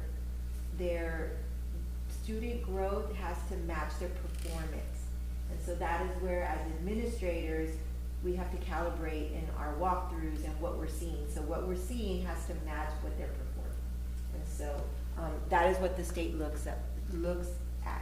And so the service center does a really good job of like training us and informing us what we should be communicating to the staff. you know, because where a teacher may say, oh no, I am this, they may not be, you know, so we want to make sure that they fully understand how to qualify and how they will be a designated teacher, so, but it's really exciting. I do want to present to you at another meeting a little bit more information about teachers that may leave the district and, you know, about them not receiving it. And it's a little, not complicated, but I wanted to kind of break it down for you, because if they're already designated, and I'll just give you an example, like the teachers we have, and of course they've all been here a long time, so hopefully they won't leave, but they're already designated. They may not, if they get designated at the end of the year, let's just say one of those teachers decided to leave, like say I'm gonna go to another district. They've already been designated. We pay out in August, but if they were to resign now, they may not get their pay, but they do take their designation with them. So that's just kind of an example. So, do y'all have any other questions? I'm really excited. I think this looks really, really good. I know that we were really sweaty, and she's like, did they say we're getting scores? And I'm like, yes. And so I think Miss Jaramillo? Well, we were up till, I think, 2 in the morning, because they sent the data at midnight. And so she's texting, Debbie's texting, we're texting, so that's why it was like, oh, I did send y'all some information in this more, but there was like a kid or two that we missed. Yeah. And so that's why we're like, it's preliminary data. But yes, so we also still have like last summer's testers and the December testers to be factored into like all test taken. Because it didn't come in until like midnight, and so they do. And then they send it in an Excel sheet, and we have we have to filter them, and so we color code them. And then we have to look at which ones don't count for us, and so at that time of night, we might have been, so that might have been why we were kind of off, but then we double checked it and we kind of checked each other, and so that's how we did it. But we're really excited and proud of the teachers. They worked very hard. Worked very, very hard, and so we're really excited. So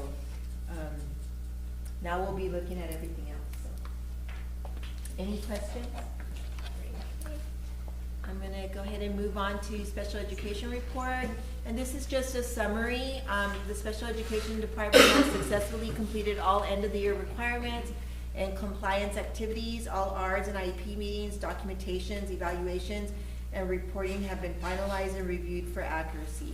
The department is fully prepared for the start of the new school year with student services, records, staffing plans in place to ensure a smooth and successful transition. We appreciate the continued support of the school board, staff, and families in serving our students. So we closed everything out. We're already looking and planning for next year.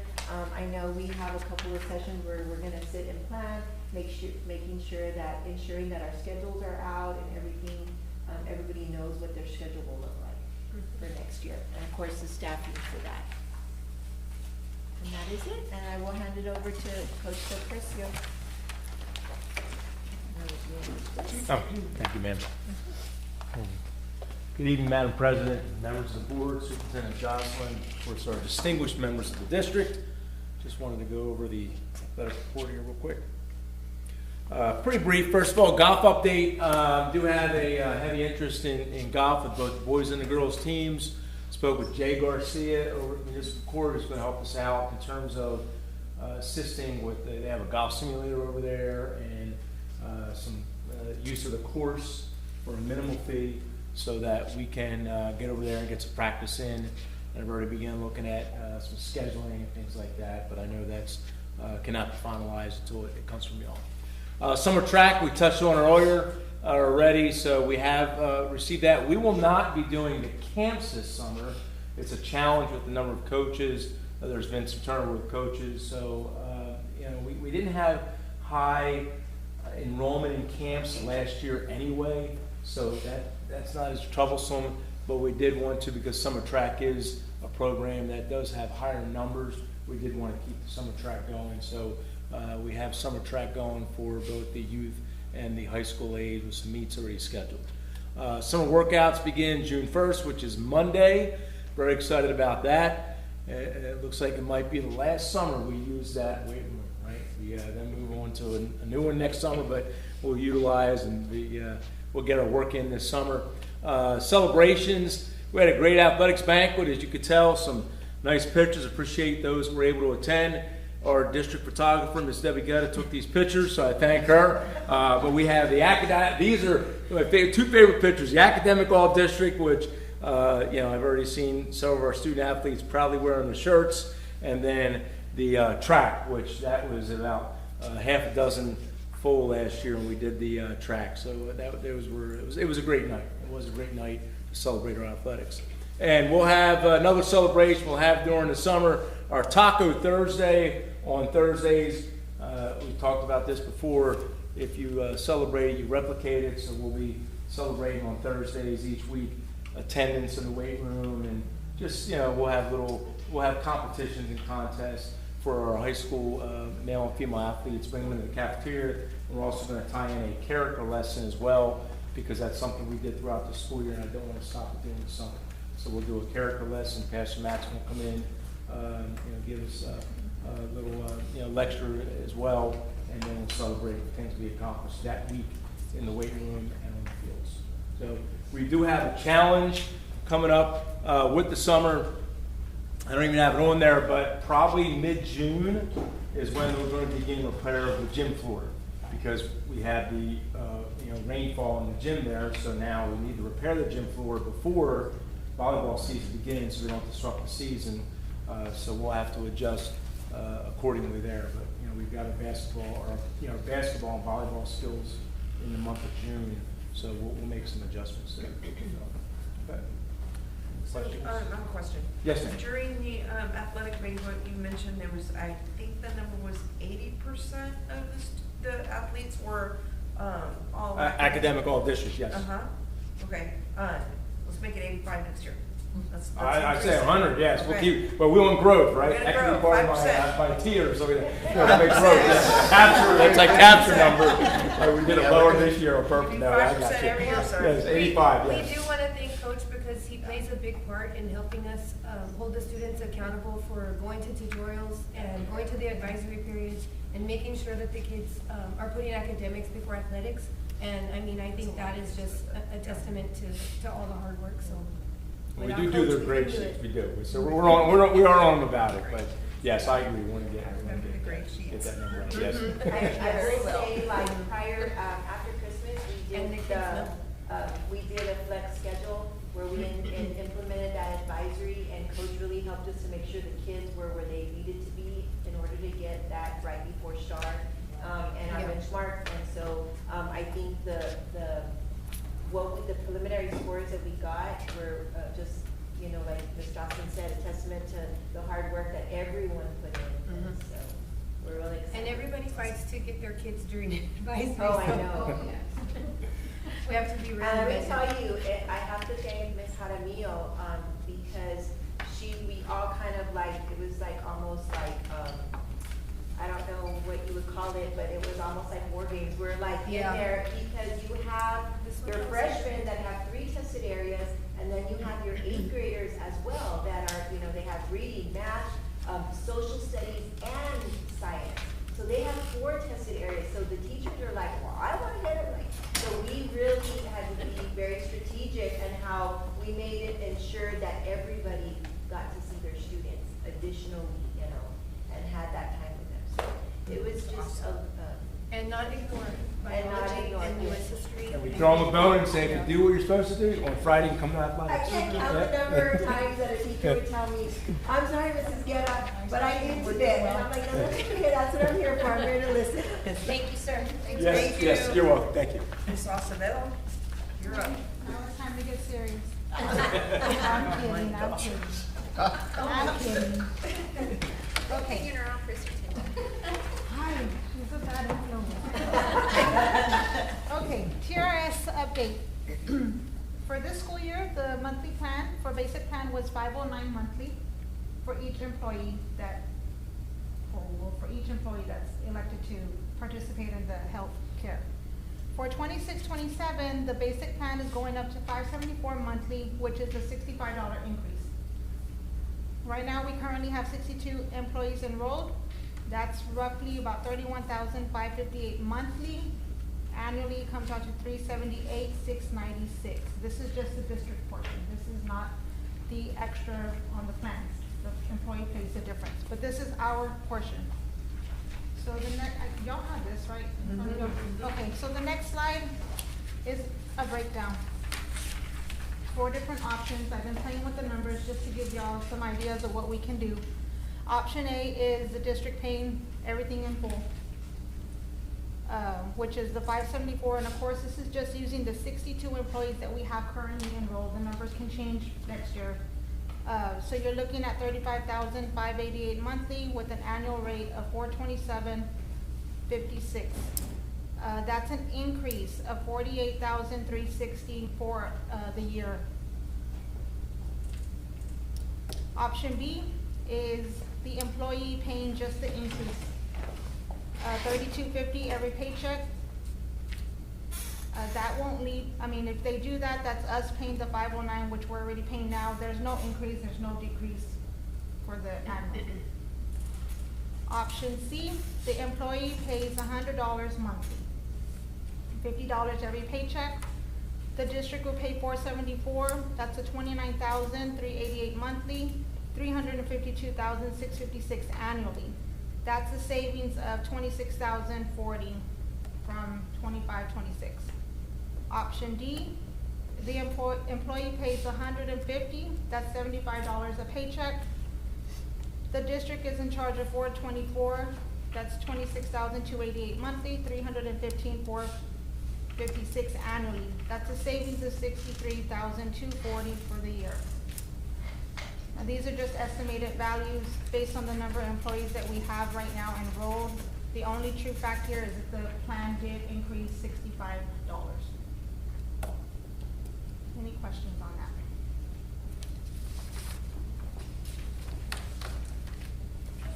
Are we voting on this? Yeah. We do have an action item, yes.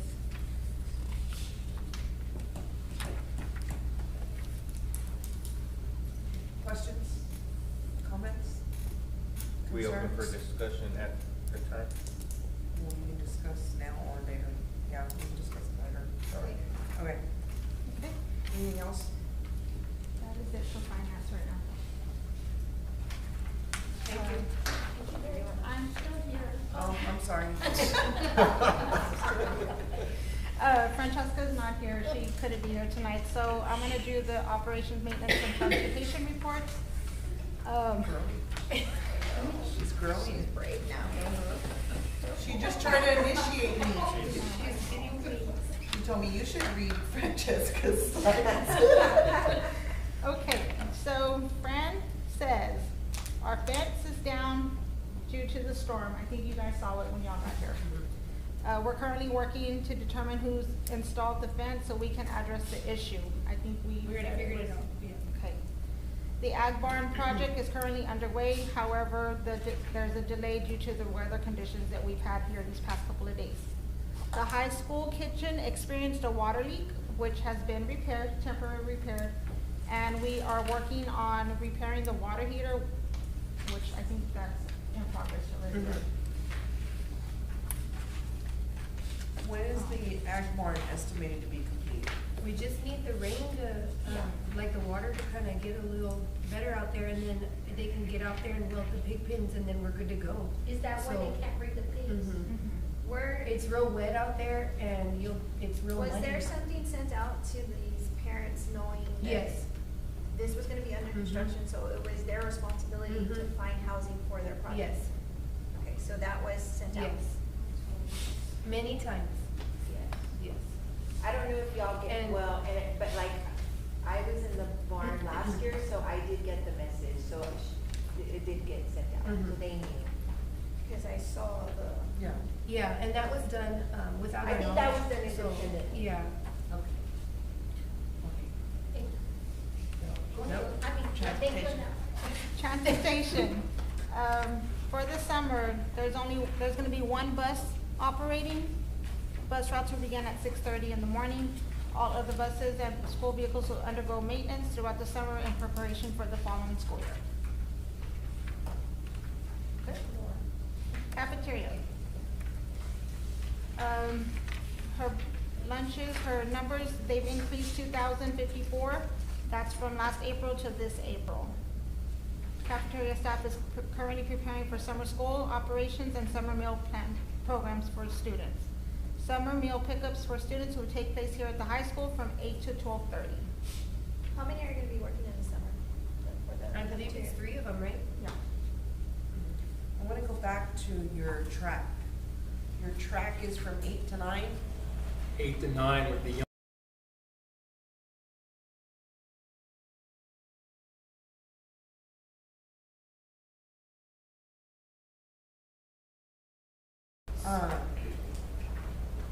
Can they eat before, after? I know I don't wanna run on. I think last year when they would finish running, like my granddaughter, they were out there and they would give I their want to bag. say that too, yes, she will Okay. go out there with a cart, yes. Okay, But I can leave that for her to, Yeah.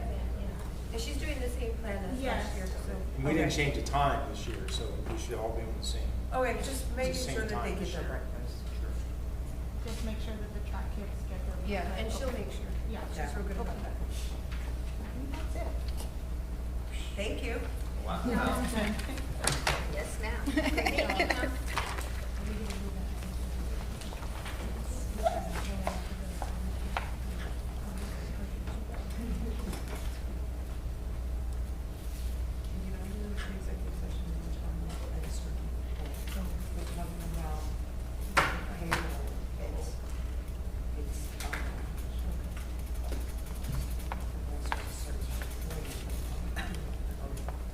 Okay, board action items, the following items were presented for discussion and possible board action. The board may take action on any item listed as an action item. The board may also choose not to take action on any item. Discussion and possible action to approve the district's check register for April 2026. Any questions on that? No questions, can I get a motion? Motion was made by Monica Buentel, can I get a second? Second. Seconded by Jonathan Garcia. Rogelio? Yay. Monica? Yay. Marcos? Yay. Debbie? Yay. Wanda? Jonathan? Yay. Motion passes 7-0. Discussion on possible action regarding school bus 3-point seatbelt requirements pursuant to Texas Transportation Code and SB 546. We discussed this at the last board meeting, however, does anybody have any questions? Any comments? But it was time to put it into effect and where, It's basically submitting for, like a waiver through the state. okay, we're waiting Yes. for the waiver, right? Yes. Okay. Can I get a motion? Madam President, I so motion based on the board's determination that the district's budget does not permit the district to purchase buses equipped with the seat belts as required by the Transportation Code. I move to authorize the superintendent to file an appropriate report to TEA. Can I get a second? Second. Seconded by Monica You Montel. have to repeat it. Rogelio? Yay. Monica? Marcos? Yay. Debbie? Yay. Wanda? Jonathan? Motion passes 7-0. Discussion and possible action to approve the district's TRS insurance contribution plan. It was reviewed earlier. Does anybody have any comments or questions? This is where we can go to option B, right? Which option do you think? Which? Madam President, I make a motion Okay. that we adopt option B as presented by Mrs. Acevedo.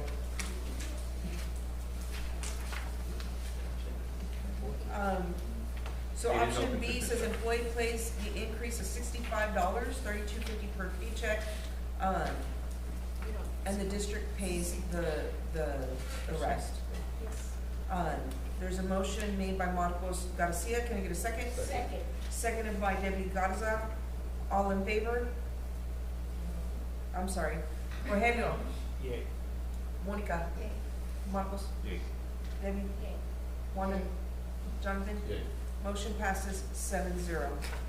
Discussion and possible action to approve the use of the investment pool TX Yes, text fit for variations in better interest rates for earning. Jonathan? Yes, as in reviewing our financials monthly and our investment pools, it has been recommended to us by Service Center that we look at Tex Fit. Right now, they have an interest rate of 3.9, which is the highest currently in the state of Texas. So we would like to be able to be allowed to use that governmental investment pool here as a district as well as an option, as compared to our 3.7 that we currently have with Logic and Techstar. Would there be any penalties pulling that and putting that into this? No, and we're not gonna pull, we're gonna just pull a portion of what Okay. we have right now. So we're gonna just keep it like fluid, and just kind of monitor monthly to see which has the best, interest rates as we kind of go through. So, you know, we check those like every day. Any other questions for Ms. Jocelyn? Okay, can I get a motion? Motion. Motion was made by Jonathan Garcia to approve the use of the investment pool tax fit for variations in better interest rates and for earnings. Can I get a second?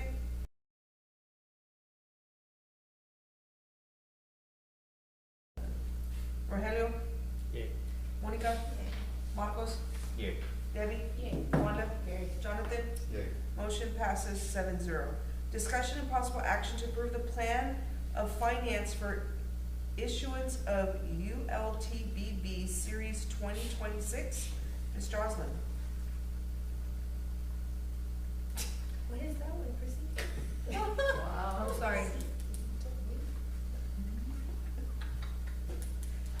That acronym. What is that? Okay, so Sorry, we're gonna no, go go ahead and,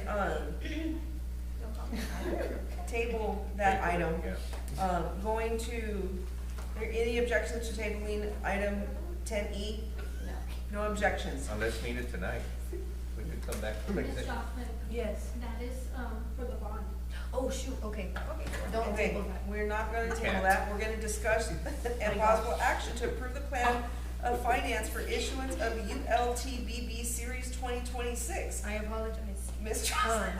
I don't remember being named that, but yes, this is as presented at the last board meeting, from Angel and Dr. De Los Santos. Nothing has changed. It would just be to approve the process moving forward, so the next steps with the timeline. If everybody's still good with that, which puts us at, you know, August, September, yes. Can I get a motion? So moved. Motion to move forward. Motion was made by Marcos Garcia to approve the plan of finance for issuance of the ULTBB Series 2026. Can I get a second? Second. Seconded by Jonathan Garcia. Rogelio? Yeah. Monica? Marcos? Debbie? Wanda? Jonathan? Motion passes 7-0. Discussion and possible action to approve the reinstatement of golf. Ms. Jocelyn? Yes, this is based on the presentation from Coach Del Percio, letting you know that, you know, we're gonna cover it with existing staff, or whoever we have right now. It's not gonna make any major change to the budget, and we're gonna work in collaboration with Jim Wells County Municipal Golf Course, for practices. You said no major change or no change at all? Well, I don't think any change at all, right, Coach? In terms of, Budget. Maybe like a few meals No, or budget, something here and there. but nothing it crazy. minimal, I mean, we're probably talking under 1,000 if there's changes. Just I buying some hate to polos, see and it most of it, I'm sorry. with at least 10 students in it and not a teacher that is a core teacher. I think we Yes, have to ma'am. have a minimum of It's either, five. I believe Ms. Johnson wanted, she For a golf team? put it up at a conference with y'all, so she's want to volunteer to be our golf coach. If not, I'll take it. Did I have pictures? Monica Manriquez. No court No, teachers. it's just that had been a concern, and it rings true where, you know, a core teacher is taking off of her duties, or his duties. And for Yeah. 2 or 3 students at 3 or 4 times a But if the interested numbers are there, Coach, right? Yes, sir, the inch numbers are there, no, there will be no court teacher. But we need to stipend this year for that, Coach, correct? That will be. Or was it already in there? I think it's already in there, we're just We gonna left it in? readjust. On your No. stipends, right, Coach? It's We already need in to there? stipend. Yeah. I think it was removed. It was removed, we need We need that. to. So we would have to add how much? Let's take a look at the, I gotta see what it was before. I wanna But say- it's not on there no more. You're right. I want to say it might have been 2,500. I believe so. Yeah. I wanna say- 2,500 plus the meals plus, so you're looking at maybe another What were you- 3,500? I think it was like 15. My Yeah. recommendation is to table this until we get numbers. as far as cost. And it needs to be voted back in as a stipend, I know, right? Yeah. but that's That's the number. budget for Okay. summer. That's 3,500. So moved. Table. Okay, there's a motion made, by Marcos to table, item 10F. Can I get a second? Second. Seconded by Jonathan Garcia. Rogelio? Monica? Yay. Marcos? Yay. Debbie? Okay. Wanda? Okay. Jonathan? Motion passes 7-0. We'll put it on the next, when you have more cost. Maybe just do athletic budget Yeah. stipend for, if we're not ready to, that way we can We'll approve put it in budget his workshop. stipends. Yes. Okay, next item is gonna be recessed to executive session. The Board of Trustees may go to closed session pursuant to sections 551.07, 155, 1.072, and 551.074 Texas Government Code to discuss the following: discussion on employment reassignments, proposed non-renewals, proposed terminations, resignations, letters on personnel, and retirements of contract and at-will employees and personnel. The time is 8:04 PM. Running out. I thought the custodians were working to those in. And I said, well, somebody's listening to jazz music. Creepy dog, and they put it in my, and they turned it, it was hanging there. I don't know where it came from. And then there, everybody divided. They put it in your office? Those always find me hanging there, staring at me. Okay, we're gonna reconvene in the open session. The time is 8:59 PM. There's no action items at this time. Next is adjournment. Motion. There's a motion made by Monica Buentel to adjourn. Can I get a second? Seconded by Jonathan Garcia. Rogelio, Monica, Yay. Marcos, Yay. Debbie, Wanda, Jonathan. Motion passes 7-0. The time is 8:59 PM.